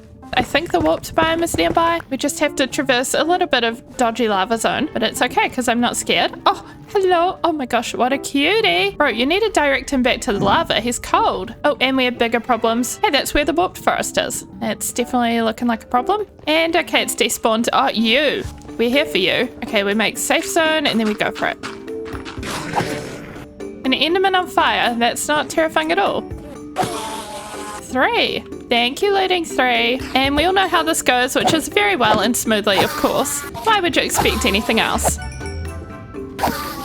But oh my gosh, I wish I recorded this chaos because we're back near the portal and I opened this door and there was a ghast right there shooting at me, like right in front of us. And it's over there now. Oh, no. I would prefer if you didn't destroy my bridge. Running. And we're gonna go over this way to try find the Soul Sand Valley. Wait, everyone stop. I have an idea and I brought some gold for it. The Soul Sand Valley is kind of scary and there's a lot of skeletons there, so what if we got soul speed to help us out? I should not be in third person in the nether like that. Alright, we need some piglins. You're a piglin. Okay, he's in the middle of a fight or something. Hello, anyone interested in me? Oh, I got obsidian. Oh, and the ghast is back. Come on, this is exclusively a soul sand trade. No. Oh, wait, did I say soul sand? I meant soul speed, dang it. Yeah. Oh, wait. What? It's a dry ghast. Oh, they can give us dry ghasts. I forgot about that. That is so good. Oh, we got some boots. Oh, ow. It's soul speed 2, but I don't want those. I want the book. Give me the book. And this is our last piece of gold, and it's bricks. I still want to go to the Soul Sand Valley because I want more than one dry ghast. I went back to quickly improve the soul sand boots we were given. I guess we just have to make do with these iron ones. And it looks like the ghast did fire right into our portal. So we'll fix that. And here we are back to the dry ghast mission. And I found soul sand. Yay! It's over here and also down there. I don't really know which way to go. Let's have a little look up here. Oh, I already hear. Oh, no, don't do it. I'm changing boots. Okay, we got soul speed. Whoa, this is actually so fast. What the heck? This is actually fun. Whee! Woo, you can't get me. Why have I never used this before and why did I not know this? It's so fun. Okay, don't go too fast or you will fall into lava. On the bright side, I think I found a dry ghast. It's kind of in a dodgy area, but let's just try to get there. I'm a sweaty girl right now. Oh, it makes a noise. What the heck? Hello? We got it. Okay, well, we got it. Oh, that's fine. And there's a second one over here and a ghast, and I want to leave. Now, where did I fall from? A skeleton shot me down from here. Safety hole, I love you. Oh, not so safe. And after that, I realized I needed netherwort as well, which we actually got from a chest in a fortress. And there was also copper horse armor, so that's cool. And now we're back with dry ghast. I think we should try to grow one of them up and build them somewhere to live. I'm thinking for the somewhere to live, or kind of like a landing pad, I guess, we'll path over here and clear out an area here. And while we clear out some space, we can keep a little eye on this guy. Oh my gosh, we got a little stay hydrated advancement. Where's your face? There it is. Oh my gosh. Okay, it's still sad at the moment, but it's gonna get happy. So we're gonna be a good, responsible babysitter and stay nearby while clearing out these trees. And let's check its progress, and it's got a little neutral face. It's like that one emoji. At least it's not completely sad anymore, so we'll do some terraforming while we wait. And by the end of the day, we have a little happy face. And I'm going to be a bad babysitter and leave you for just a moment. Don't get up to any mischief. I can see you over there. It's a lie. We just need to real quick gather a few supplies for building. And that's going to include things we already have, like lots of cherry wood and lots of spruce, which we just chopped down to be fair. And some things I conveniently prepared earlier, like deep slate. And yes, I actually went deep slate mining. I don't think I've ever mined just for deep slate before, but we did find diamonds. And the last thing I want is some dyed wool. So let's see, we've got red dye and I'd like some blue dye, lapis lazuli. And with this, we're gonna dye our sheep and then shear our sheep. And then we'll have wool from our sheep. Sheep. Oh my gosh. Oh, I left my baby. Hello. Oh, its happy little face there. Oh, are you a sheep? Did you imprint on the sheep? Yeah, I've got you. Don't even worry. Let's get out of here. No, not you. You don't get out of here. I know it's confusing. I promise you're not a sheep. You're definitely a balloon. That's your species. I'm gonna call you Bubbles. Ooh, why can I see like your inner body bits? Ooh, why is it all red? Okay, Jail, we're gonna have to tie you up for being gross. I'm kidding, don't come for me. It's so cute. But I do want to make sure it doesn't float away while we start building. Now, for this building, I'm kind of thinking to myself, what would a person need in theory to get up to a ghast? Like to get on its back, because they're quite tall. So I think not only do we need a place to put the ghast, we also need some stairs to be able to get up to its back. So our staircase is going to go here, and I think we need to go get some pale oak for that. Okay, so Bubbles is still desperately trying to join the sheep, but we've got our pale oak stairs so we can make a staircase going all the way up to a platform. I then kept working away on the ghast house or stable or landing, whatever we're calling it, with the stairs to the left, a pen in the middle, and a ladder on the right side. I even made a weird pale oak ghast to size just to make sure it'd be big enough. And this is the part of the video where I want to shout out my Blossom Club YouTube members. You guys truly are the best. Thank you so much. And we're not quite done yet, but we can take down this pale oak ghast because my child is grown up. Look at him. I don't know who the dad was because you did not take after me. Nah, you know what? I think he has my eyes. But okay, Bubbles, we'll get you in your home soon. We just have to take down this impersonator. And we're gonna need some riding gear for Bubbles as well as soon as we sleep. Right, I'm so excited. How do we make a harness? Right, wool leather glass. I wanna do a cyan one. And pink. I don't know if they're interchangeable, but we'll have more than one happy ghast anyway because we need one for the end. Bubbles can be our overworld ghast though. First child is always gonna be the favorite. Oh, okay, well we got the harness on and it looks so cute. Hey, your inside's got less gross too. Good job, love that for you. Okay, and oh my gosh, we're on it. We're on the ghast. Oh, look at this. It's so cute. You're still tied up, aren't you? Here we go. I help. Untie. Wait, come back. Come back. Where are you going? And this is why we need a safe place to put the ghasts. Oh my gosh, this is so cool. I love you, Bubbles. Okay, let's see how easy it is to get Bubbles in here. And we also need a name tag for him. Him, her, I don't know. Oh, can I get in here? Oh, okay, the struggle is real. Okay, it's even awkward with the leash. Come on. And now we have to do all the final details here. So I made this flower bed in front so we can get a bunch of roses for that. There we go. And I want to have more banners and flags to make it really clear that this is for ghast stocking. So if you're coming to town from the skies, it kind of beacons you over. And with that in mind, we want bright colors. So we'll make some red banners and some blue banners. And they can help show us where to land. And for extra good measure, we have this space over here, so I was thinking of doing a little tower. And the point is to kind of beacon us over here to land our happy ghast. We'll do just kind of a regular, rounded tower shape like this, using deep slate at the bottom, all the way in a circle. And then from there we just built up a pretty simple tower using cherry wood to match the other ghast build. And we're going to have little glowing signs on the tower for our final touch, pointing over here, letting everybody know where to dock the ghast. Everybody meaning me. It's just me here. But that completes our little tower, and it completes our little ghast docking area. It's kind of hard to see anything. There's trees and lampposts in the way. Here, let's just go into free cam. This is our little ghast docking zone. Isn't it cute? And zooming out a bit more, I think it fits in well with the rest of our base. But before we take a happy ghast to the end, I do want to do one more thing, and that is give Bubbles a name tag, and we don't have name tags. We don't even have villagers aside from mending. I guess we could try level up our mending guy and see if he sells name tags. And if that doesn't work, fishing. I also want another name tag because we have this giant fish. And you guys came up with names for the giant fish, so I want to name the giant fish. Okay, but we've got some emeralds. Oh, we might need some more soon though. Shall we just go to the village? You local village. Say hi to the townsfolk. I'm sorry, I'm bad at accents. What is wrong with me? But forget that. Let's just sail down the river and go get some emeralds. So we have this farmer at the local village who we can trade pumpkins and melons with. So I got plenty of emeralds there. And now that we're back, it's time to go see old Mr. Mending up here. Hello, how you doing? Please stop opening your seat. No. We're pretending it's a chair, not a door. Okay, we need to level you up. So we've got all these 1 emerald mending books. And I guess we can buy some lanterns, even though we really don't need any. Kiss of binding, ew. Why don't we buy a ton of clocks? Just what every girl needs. And we've run out of inventory space because we have a million clocks. But look, he sells name tags. I know, we can just send things down the water to the bottom. The shares are on a water slide. And lastly, we need 2 name tags. And now I guess we can have clocks in like every building. A clock for here, a clock for there, a clock for our ghast, and a clock for Aki. But more importantly, now we have Simon the Salmon and Bubbles.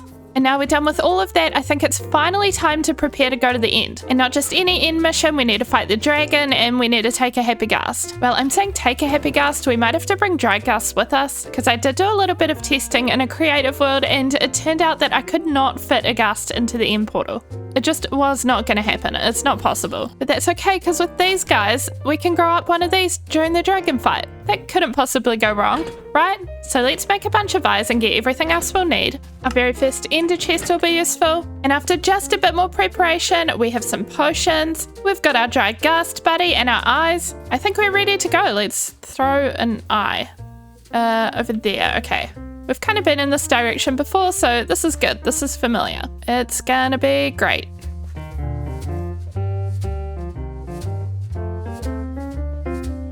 And I think the stronghold is somewhere here, right on the edge of the ocean, so we're gonna dig down here. Diggy diggy. Oh, guys, it's the mossy brick. We know what that means. What does that mean? Library. Also chest. What the heck? Do not mind if I do. Okay, I can't reach. What have we got? Armor trim. Yup. Thank you. Yeet. Okay, well, the good thing about the library is it's pretty well lit. It looks pretty safe.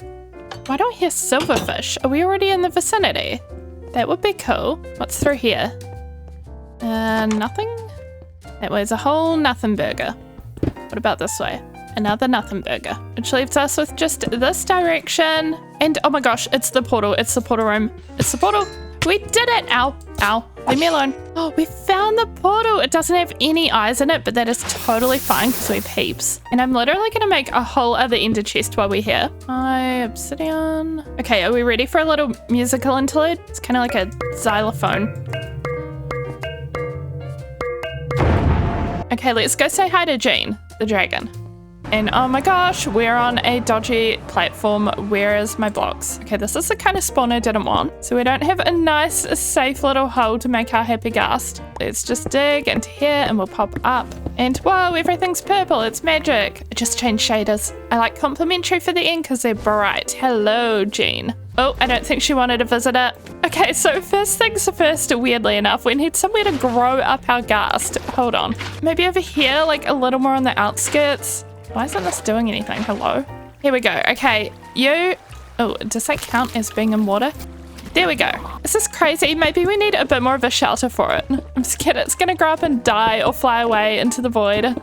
Okay, we have a weird box. I don't even know if it's gonna work. Oh, wait, did the dragon... I think the dragon exploded my box. Okay, this is not good. We just need to stay away from the box. I don't know if this happy ghast is gonna make it. Okay, but we got our first crystal. And I'm having one of those days where I can't shoot. Oh, there we go. Just had to say it. Oh, should we get some dragon's breath? Just kidding, it's gone. Get in the crystals. Dragon's breath. Ow, ow, ow. Should we check on our ghast? I don't think it's grown up yet. Oh my gosh, what? I went up the wrong one somehow. What the heck? Ah, there we go. And after managing to somehow anchor some endermen, I started to work on smacking that dragon, which went pretty smoothly, and she made it nice and easy by perching a lot. We're nearly there, just a couple more hits. Oh, you evade me this time, Jean. I'll get you though. Or not. And we did it! Yay, we freed the end! Woohoo! I'm nervous about our happy ghast. Oh, I also really want this though. Priorities. Whoa, we got the egg! Oh, and there's a tiny ghast just floating off over there. No, don't leave, don't leave, don't leave. Hello, hello, hello. I am your master or your mother. Yes, I am mother. Hello. You're so cute. Please don't die. Okay. I want to make a fence and tie you up because I'm very scared. And there we go. Mwah.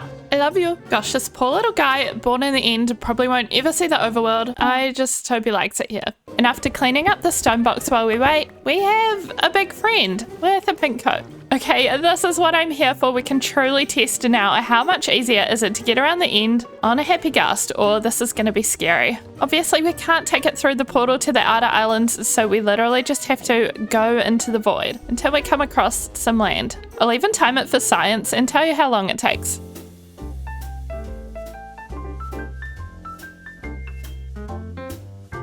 And that was kind of terrifying and felt like we weren't even moving. But on the bright side, it's only taken 3 minutes and 19 seconds to get this far, and now we can see land. I have a feeling that this is absolutely going to be the way to go and the way to find wings. I would like to hop off for at least a moment, just get some of these chorus flowers.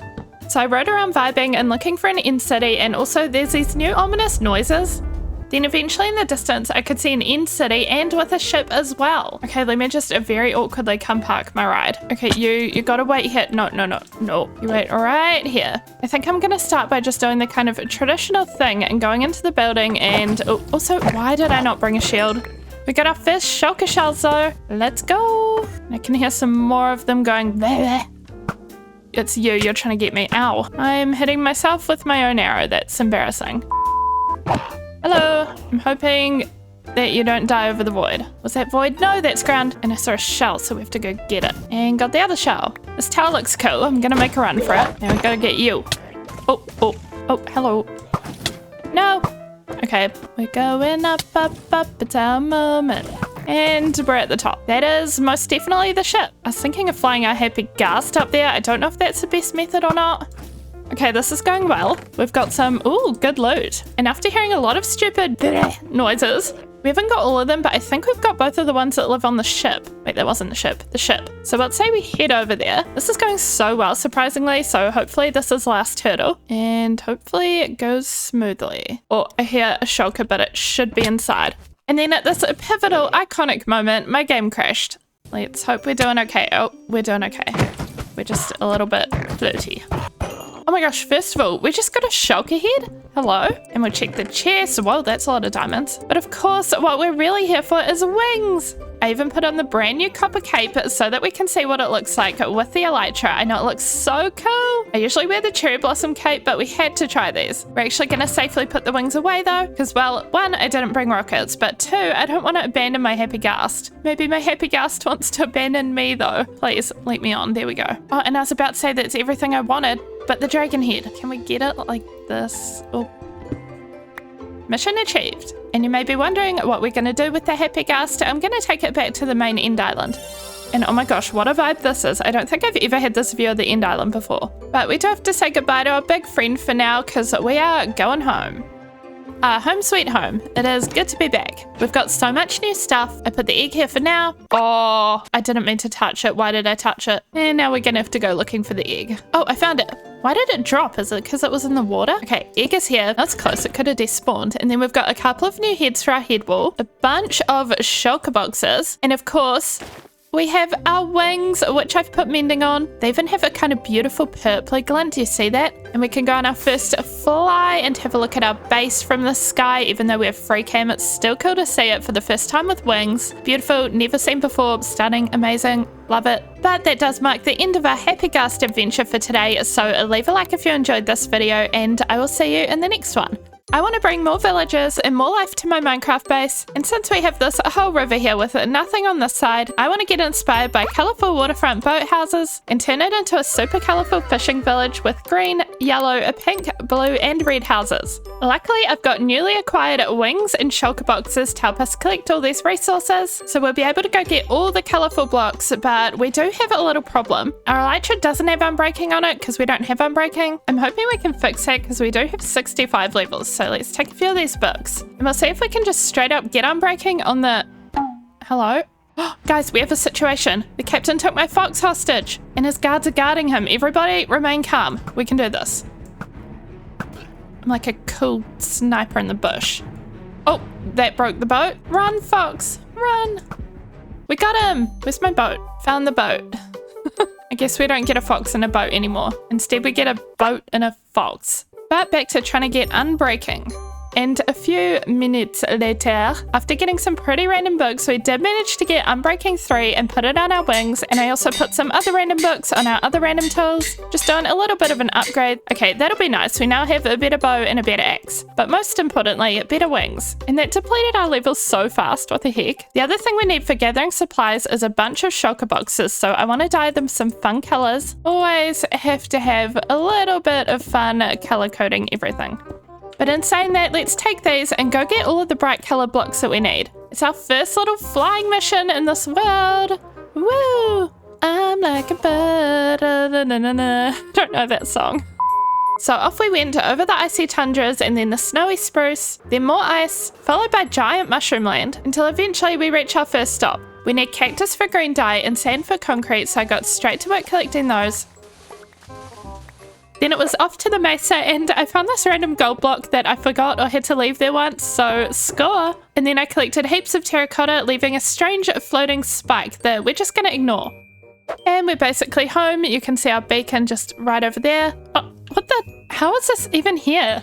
Look, this is our farm. It's like moments away, mere blocks. Our first trail ruins in this world. And wait, let's go into free cam. It really is right at our base. Okay, no wonder I hadn't seen it before. It's completely covered by trees. But that is so cool. We're gonna have to excavate that at some point. Maybe we'll do it today. We'll see if it's relevant to the project at all. Maybe we'd like to use a bunch of pots with sherds at our village. And if it's not relevant, we'll do it another day because we are sticking to task. How unusual, how rare. And then after saying I wouldn't get distracted, ironically, I got very distracted, but it was totally worth it. Oh my gosh, we got our first chicken zombie and it dropped a music disc. We got the lava chicken disc. Oh, thank you, chicken. Not that you really helped. I have no idea what this new music disc sounds like, but we're about to find out. Oh, this is actually so fun. What the heck? Okay, I don't want to get copyright claimed, so we're just gonna leave that. I actually ended up putting it back on while gathering more resources, but lucky you guys, you get to hear random copyright-free music instead. And now that we have all the main resources we need, let's get into clearing all of this land over here. So I started clearing trees, but I realized with this that I'm really going to have to build out a bit of the docks in order to plot where anything's actually going and what needs terraforming. Okay, so we have the beginnings of the dock. I'm going to spread out and make houses on both sides of the bridge. So these kind of bits of brick wall are going to be kind of like retaining walls, and then the dock will go all around here with houses all around the sides. We're going for little colourful boat houses. But okay, it doesn't bode well for today because I'm already struggling with the most basic things. I'm not really sure what to do with... Oh, nope. I'm not really sure what to do with the docks like here, because I had these pillars in by one, but then it was kind of too narrow, but I don't want fences kind of just floating. They need to be anchored to something. Oh yeah, and I also got copper lanterns for another kind of piece of decoration. And zooming out in free cam, ignoring the kind of half-finished factor we've got going on, I think this will work. Minor problem solved. Moving on though, I want to get a kind of a template going for how our houses are going to look. They're all going to be very similar, just with different details, but this spot here is where I've planned out to do the first one. So we can build that together and figure it out. And this one's going to be blue. This bridge is getting so messy already. Going back to the boathouse inspiration though, most of these are going to be very simple, colourful rectangles, basically with 2 stories and with an A-frame roof facing the front. So let's say we go up by 7. And then from here, we'll go across and we'll be able to work on the roof. Where did I put the blocks for the roof? I tried to color code everything. Ah, here we go. I didn't make a brown shulker box for the brown things. And so when I say a simple A-frame roof facing the front, I just mean this kind of a stair, upside down stair pattern. And we have progress. We have a house frame, but we're going to fill this one in. And the roof is going to be tough brick, so have some satisfying tough sounds. And with everything filled in, we just need a bunch of color and details. I was thinking of using stripped cherry wood here for a bit of a door frame. And in keeping things colourful, maybe for window shutters we go bright yellow. We have a bamboo farm and I haven't had a single use for it yet, so why don't we use our bamboo? Hello bamboo farm. I really forgot all about you and I bet you're overflowing. Yep, that part's overflowing and this part's overflowing. All the more bamboo blocks for me. Imagine if we had them auto-crafted. That would be really useful. Too bad I have one brain cell and have never used an auto-crafter. No, but we might genuinely add it in one day. Let me know if it's easy if you've used it. And we have window shutters. I also want to add a little bit of texture to the blue walls with some cyan wool, kind of like we did with our house. And after continuing to add a bunch of little details to the house, And that brings us to our very first completed house in the fishing village, which gives us a good blueprint for all the other houses. The only thing I've really discovered that we'll need more of is these copper bulbs. We could go find a whole trial chamber, but I think we'll just go find some copper. I could honestly do with a little fly before I try to build 10 more houses. So I flew around collecting copper, which drops surprisingly a lot, so that did not take long. And then it was really time to lock in and build, and I decided to go about this by building every house at once, but mostly without any details, just the basic shapes for the moment. And I'd like to take this moment to shout out my Blossom Club YouTube members. Thank you as always for your support, and if you're interested, you can hit the join button to get more info on all of the member perks. And we're slowly getting done with the houses. I decided to do 2 higher up and at the back here for a little bit of layering and dimension. And then we have these final 3 which are on the left side of our bridge. And after all of that work, this is where we're at. So if we awkwardly hop over our bridge, we've got these 3 houses on this side and then a bunch more over here. This area is unfinished, but we can even come up here for a couple more at the back. And I made this path kind of loop around to the back near our farm. And from the other side of the river, I think this is going to look so cool once it's all done. So let's start on the details. We have chimneys on this roof. So the first thing I want to do is add chimneys to every other roof. I feel like chimneys really help things feel alive in a village just because the smoke moves, and not many things in the game are animated like that. And then we move on to all the little house details that will bring this all together, all of the leaves and lanterns and the window shutters.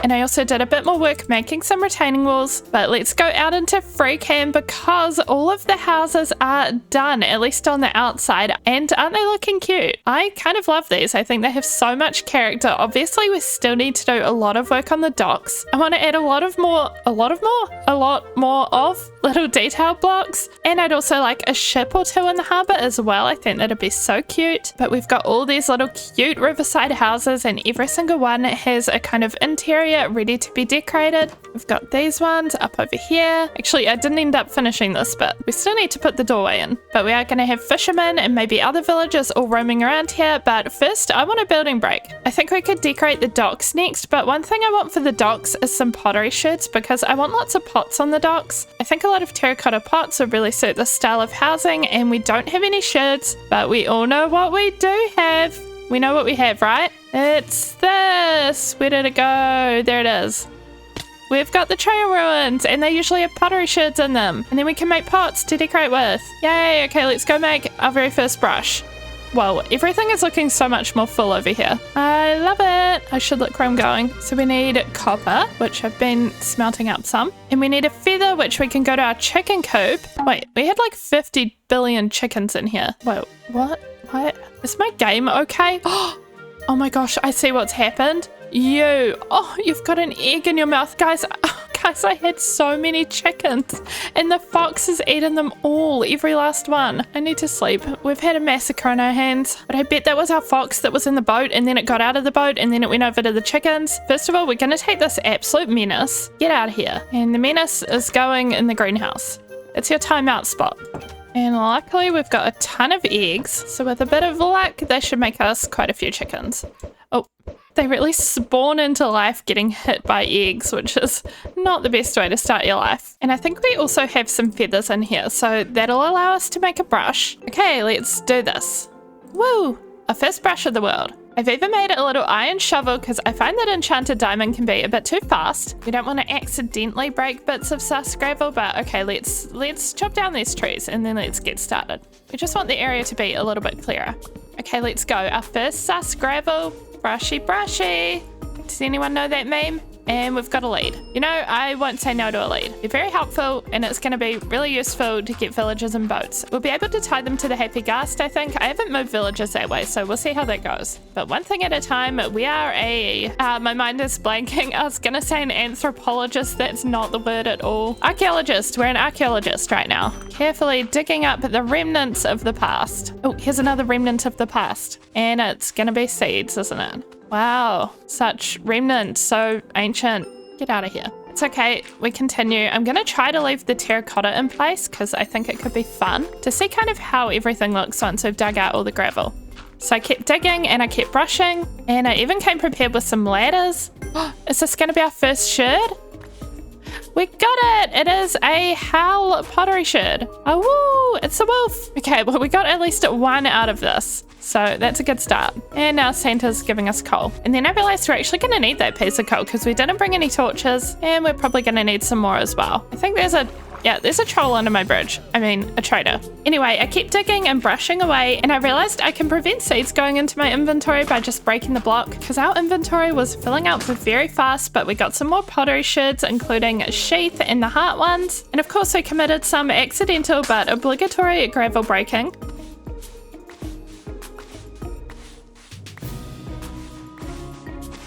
And our brush is nearly dead, but I think we've done the whole thing. We're also going to need to mend our shovel. But look at all these sherds and look at all these armor trims and also 4 music discs, except they're all the same thing. But we got so much stuff, I think I've dug out everything as well. It's such a mess in here. But off to this side, we've got this really weird room over here with a loom. And then off to this side, we have a whole lot of nothing. And over here, there's just this weird little structure. And then another room, and a cauldron room, grindstone room, a little creeper guy, and whatever we ended up with down here, which is just another mess. I think at this point, we've broken every bit of visible gravel. But we have our 12 pot sherds, which is not too bad at all. And the armor trims are going to be nice. I was just thinking of how bland my diamond armor is looking. It's definitely about time to add some trims. Okay, let's see what we can do with these though. So we've got 2 of these 2, the host and the razor. So that means we won't have to duplicate them. We also have the shaper, but we only have 1 of them. I think we'll go with this for the pants. Oh, I kind of like razor for the boots as well. We're going to have to duplicate it. Also, I'm very biased towards a nice amethyst armor trim, but we're changing it up a bit with quartz. But we got some booties. Ooh, looking good, looking good. It's a lot more nice and fancy than just plain blue. As for trying out this music disc, all I can say is it better be good because we have 4 of them. Oh yes, this one. I know this one. We like this one. This is good. But it really is about time we get back to the task at hand. So I want to make a whole bunch of pots and then decorate the rest of the docks. And we're going to place them around, but we also want a whole lot of barrels as well and other decorations. I made some smokers because, I don't know, maybe the fish are being smoked. And a couple of composters. But mostly we just want a whole lot of fish in barrels. And pots. Barrels and pots. Oh, and all of our lanterns have gone all teal. One of these days we'll actually have wax. I mean, we have a little bit, but our bees seem to have all died. One day we'll fix that.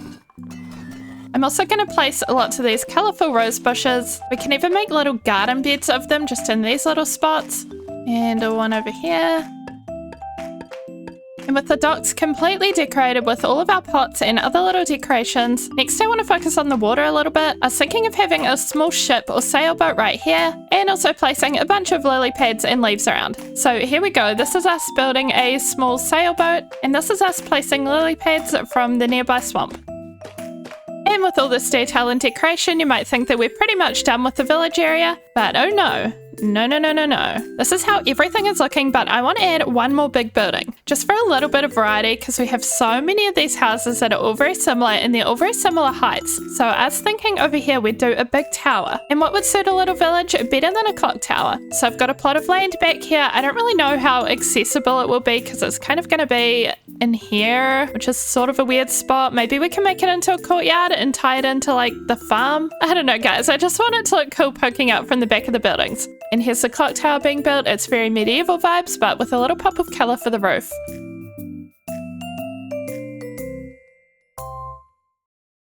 And here it is. Look at that. It definitely adds something to the area, and it's perpetually 6 o'clock. Don't question it. It's either 6 a.m. or 6 p.m. at all times in this world. I was about to say they should add a real working clock in Minecraft, but they kind of did. It's just not exactly what I want. But we are in the final stages where I want to decorate all of these rooms. Honestly, we're just probably going to do the very basics because there's a lot of them, and because I don't want to. No, I do, but 10 interiors is a lot. But we're going to start by going around putting beds in all of them. Then after all the beds were placed, I added bedside tables with lanterns, and every room got a painting and a carpet, and of course some barrels so that all the villagers can be fishermen, and a little pot plant for decoration.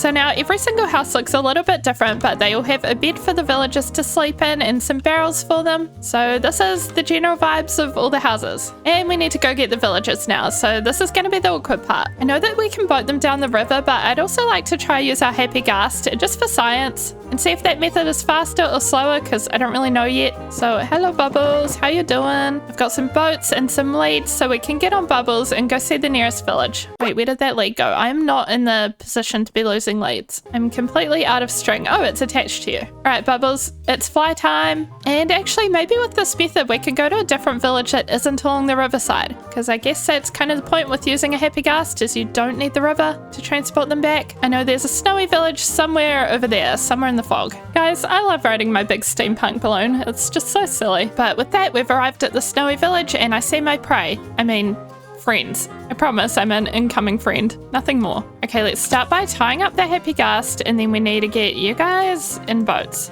Oh, that was easy. Why are there pillagers? We'll try to get these two as well. 1, 2. And let's see. I don't know how this works. Did I attach everybody? I don't know. I think everybody's attached to me. I don't know what I'm doing here. No. Oh, we did it. Okay. Oh my gosh. Wait, we're not on the ghast though. Please come back. No, please return. I gotcha. Okay, so we had to crouch while doing it and we only have one boat. You know what? That actually took so long that I'm just going to take that as a win and we can come back and get the other one.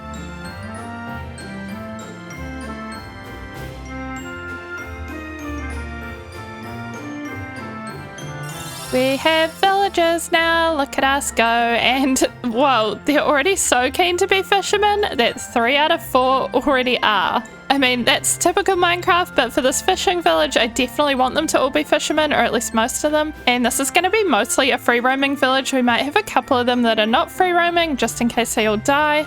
But I want to make sure the village is thriving so that it doesn't matter if a couple die. So I've given them the bread so that they can breed, but we also want a bunch of iron golems to help protect them.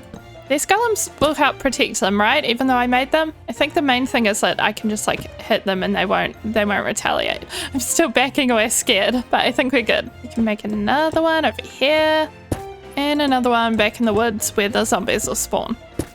We're also gonna place the village bell, I guess, to make them feel at home. Do you feel at home now?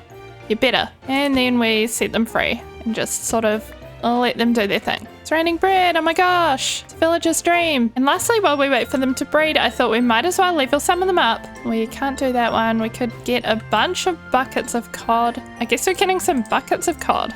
Yay, I love these so much. I really totally want them. Now you sell, are there any good fisherman trades or is this a waste of time? Let me know. And at the end of the day, after this weird love triangle, we have our very first villager baby. And guys, based on the love triangle, I absolutely have to get name tags for those 3 villagers. The classic love triangle of Bella, Edward, and Jacob. So here we have it, our final colourful fishing village with the unlikely founders Bella, Edward, and Jacob. And hopefully there are many fishermen sons and daughters to come, but thank you so much for watching. That is all for today. Leave a like if you enjoyed, and I will see you in the next one. My Minecraft world has a lot of pretty and functional structures like our village, our mending temple, and our storage room. Our animals area is not one of those. It's small, chaotic, and I never have enough wool. So we're gonna fix that, at least the sheep part. No fear, my sheep, you're about to be out of this tiny pen. And probably into an even worse, more cramped situation, but let's not tell them that, because we are gonna build an automatic sheep farm. But it's not just gonna be any automatic sheep farm. I'm clearing out this whole area for the ultimate automatic sheep farm. We're gonna have a rainbow sheep dome, pens, storage houses, the works. So here it all is. This is where the sheep farm is going to go. And of course we want every single color of sheep. So the first thing we need to do is make sure we have all the dyes. We probably don't have the dyes. We're probably going to have to go get all the dyes. And after a whole lot of this and this, at this point, we're most lacking in the blacks, browns, blues, and greens. So like cool colors and dark colors. It might help if we can go to some flower forests and some meadows. So let's do that. Wait, we should bring some bone meal with us because we can bone meal the grass to get more flowers. Secret entrance. Secret entrance. Hi mobs. We got some bones. Oh, and we have this, a zombie weaponsmith head. I don't think we have any room on our head spool, but I love decorating with these. Ow. Wait. We do have room. Oh, look, they're buddies. Dead, decapitated buddies. Flower forest, let's go. Whee! First, I found a meadow of cornflowers, so that will absolutely solve our blue dye problems and also therefore the shortage of light blue and purple dye. And then I got some light grey dye from some daisies, and I killed a bunch of squid for black dye, and we even got some squid heads. I am squid. Then it was time to head off in the other direction for brown and green dyes. And we've reached the coral reef. How do we make sea pickles? Noob question. That's not it. Do you bone meal the sea pickles? Ah, that worked. Oh, there we go. You bone meal the sea pickles. Got it. So we'll just sit here doing this for a while.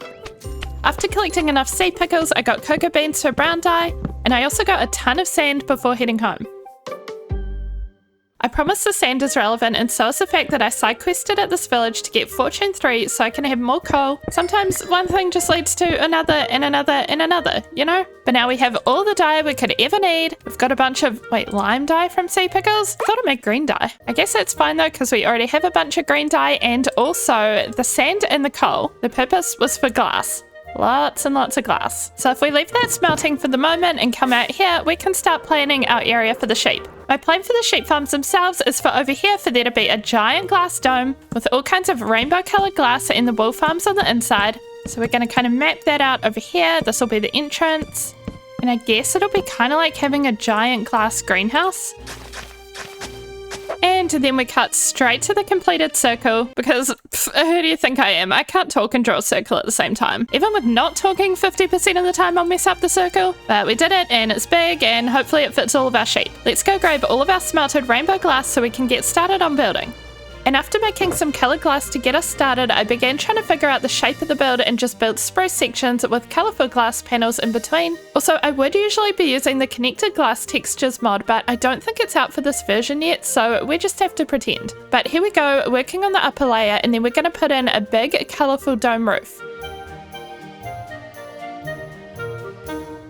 Oh my gosh, you guys, coming over the bridge, this looks so big and bright. What the heck? Honestly, good thing the rest of our base is really bright too. It kind of fits in. But also, even then, it's definitely the most colourful thing around. Oh my gosh, look at that. It's almost giving like kind of a big Barbie toy building. I'm going to attribute that to all the pink and purple glass because I love pink and purple. And I also added these little cactus flowers all around it and leaves and vines. And each side has this little redstone light in the middle, kind of like a little centerpiece. And we can come in and look at this. It's so rainbow and happy. Oh, what if we had our beacon in the middle? Like in the floor and the beam coming up through the middle? Because right now our beacon is just kind of temporarily over here, just out in the open. But actually, before we even think about doing that, I want to kind of lay out where the automatic wool farms are going to go. So if we start in the middle, we'd have like a little pod like here, and then another one next to it, and so on. And we also need to work out how many colours of sheep there are. 1, 2, 3, 4, 5, 6, 7, 8, 9, 10, 11, 12, 13, 14, 15. Yeah, okay, we easily have enough room for all the sheep pods. Now, our next very important order of business is, can Brooke remember how to make a sheep farm?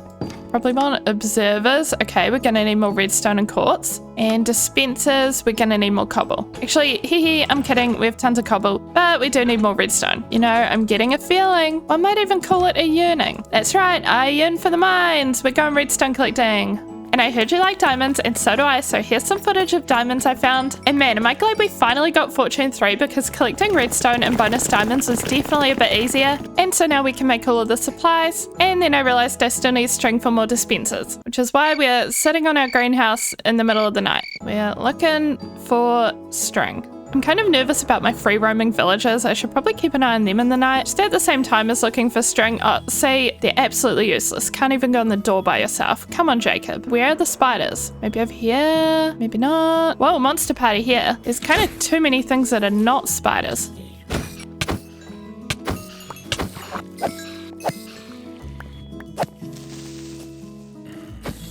Another head for the wall. Dispensers. Right, let's see if we can make one of these together. So we're gonna need observer here. It's the wrong way. I'm flunking the test. No, not that either. If we put that in first, there we go. And then we dig this out. Hopper, hopper, hopper, hopper, yay. And then minecart hopper. You've seen the problem here. Oh, there's a gap, there's a gap. We bring everything up by one. No. Hopper, nope. Hopper now. Okay, that looks like a total mess, but if I throw something at the grass, it goes in the chest, yay! So when the sheep stands right here on the grass block, the dispenser will share it and the wool will go in the chest. Look, I can do things. I can do basic redstone that I learned from tutorials years ago. I think I passed the test, so I'm gonna make all the rest of these.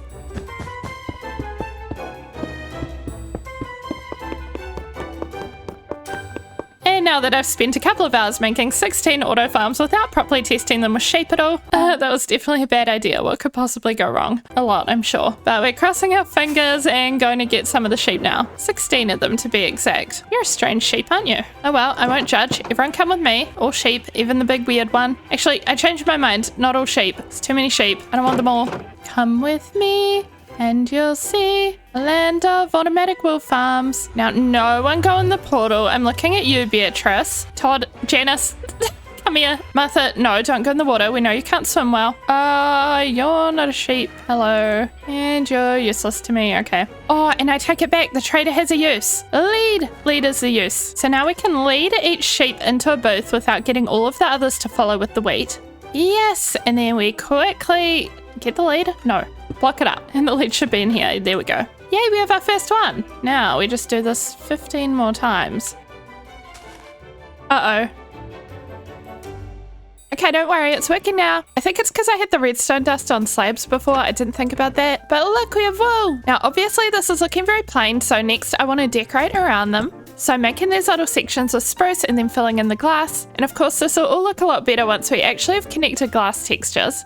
Oh, the glass is so ugly. I hate the glass like this. It's okay when it's colored, but they're clear. Ugh, yuck. But next I want to find the center of the floor. It's here and here. And I want to make the floor cool. I want to make it colorful and I want beacon floor. So we're going to be digging this out, digging a big hole. 9 by 9, I think a beacon is. So I dug it out and added yellow for the walls because it's colorful, and then all of the iron for the beacon. And then are you ready for more bright colors hitting your eyeballs, because we are going full rainbow again with a gradient of glass on top and also with a rainbow carpet leading up to it. And then of course there's some final details to make the room look pretty, and then we'll be done.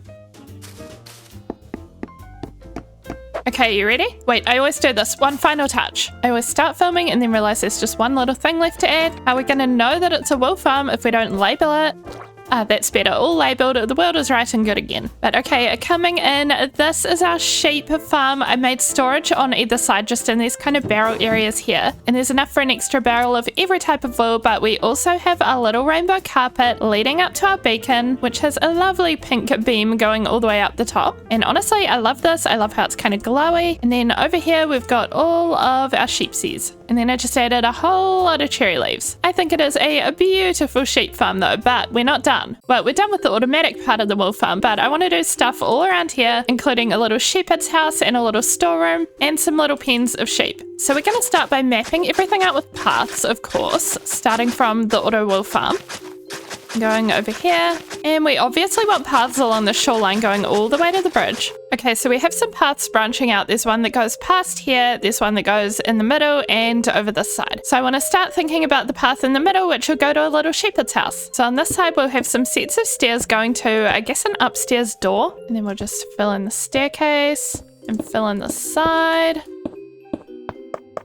And then we'll have a wall going across here using our stone and stone brick as well. Wow, we built a beautiful cube. And not just any cube, a cube with stairs. But you know what I just realized would actually help this building process a little bit? You know, you like building and decorating when you don't even think of the fact that your beacon actually has a purpose. This has been a decorative beacon, but we could actually make double jump or something. Jump boost, strength, haste. I feel like jump boost. Did I do it? I did it! Yay! We bouncy, bouncy, bouncy. Okay, that might help us with building. So we're back to building on the stone cube, which is going to have a spruce cube on top of it, which will add pale oak walls to, and an A-frame roof using mangrove to make it a little bit more colourful. And then we have all the details, and my favourite part that makes everything look so much better. And here is how the little shepherd's house is looking, but it's not much of a shepherd's house without sheep, so I definitely want to surround it with sheep pens on both sides. So I think we'll do that before we work on the interior here. Not that there's much going on here. Don't look at that head behind me, that's totally a normal decoration, and nothing sinister happened in here. But for the sheep pens, I was thinking of using walls and a mixture of stone, cobble, stone brick, and topping some of them with these smooth andesite slabs. So let's go around kind of doing that.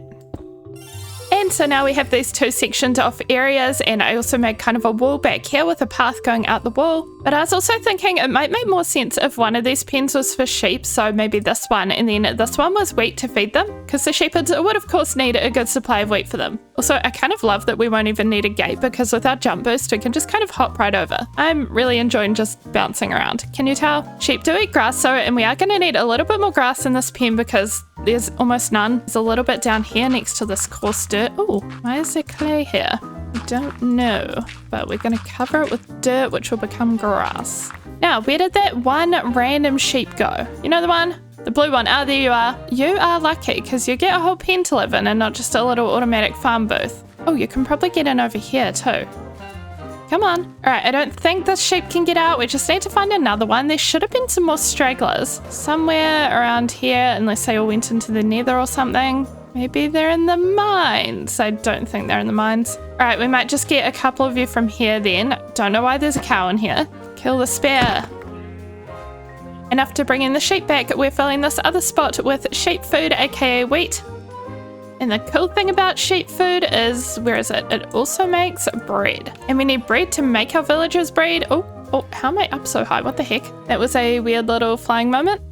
And you, hopefully this will help these guys breed. Then we'll be able to transfer a couple of shepherds into here and we'll see what they offer for trades. I think they offer wool or carpet. So that'll be just kind of a nice extra way to get wool if we ever need more. But while they're hopefully going to be breeding, we can also decorate their house for them. I say while not decorating their house. We're just going to have lots of roses. And if I was a rainbow sheep shepherd, I would like lots of rainbow wool things. So we'll give them a rainbow carpet. Oh, maybe the carpet can help cover up a little bit of this. Or this could be kind of where their workbench is, maybe. Yellow, orange, red, pink, blue, green. If I was a shepherd, I would also like a colourful bed. And I'd probably dislike a human head on my floor. I think that would sufficiently put me off my work. Maybe if I did have a human head, it'd go up in the corner where no one can see it. And the final thing I would want is obviously my job block, the loom.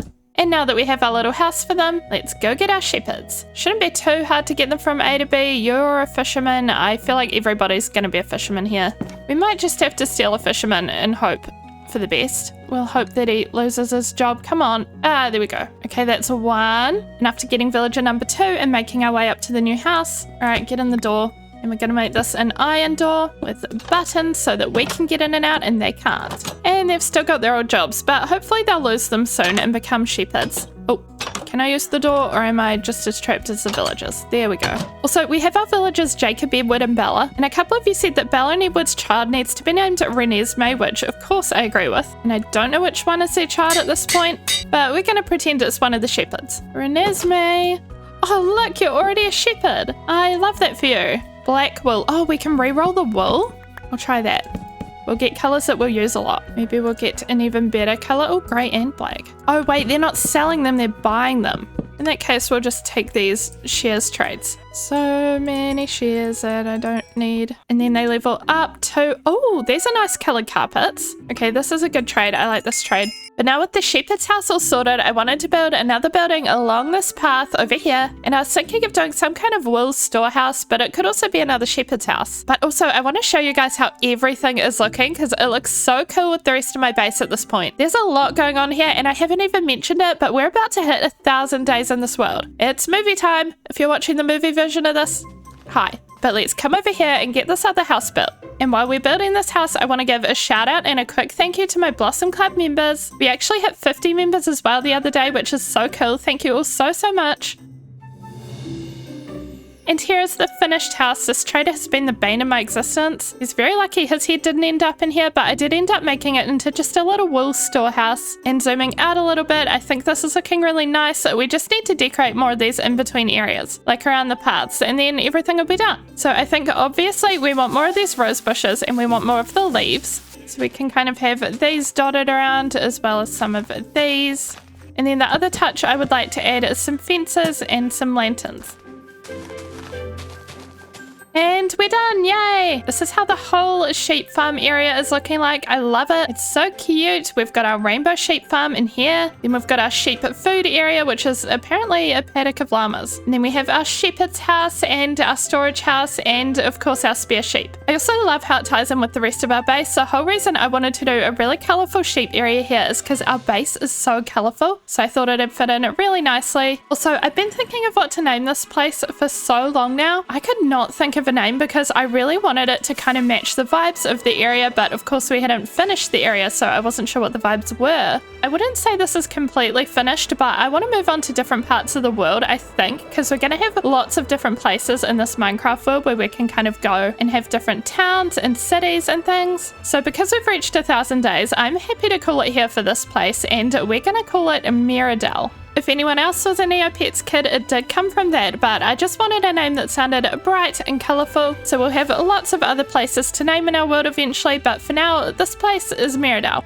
And I want to have one more look around from our humble starter house. Well, it's not that humble, it's kind of big for me. To our big hobbit hole storage room. I think this is one of my favourite places. And then of course over here we've got our happy ghast bubbles. And on this side of the river, our farm, our fishing village, and of course our sheep area. So thank you so much for watching our first 1,000 days in this world, building up our first town, Miradel. Leave a like if you enjoyed this, and I will see you in the next one. Bye bye!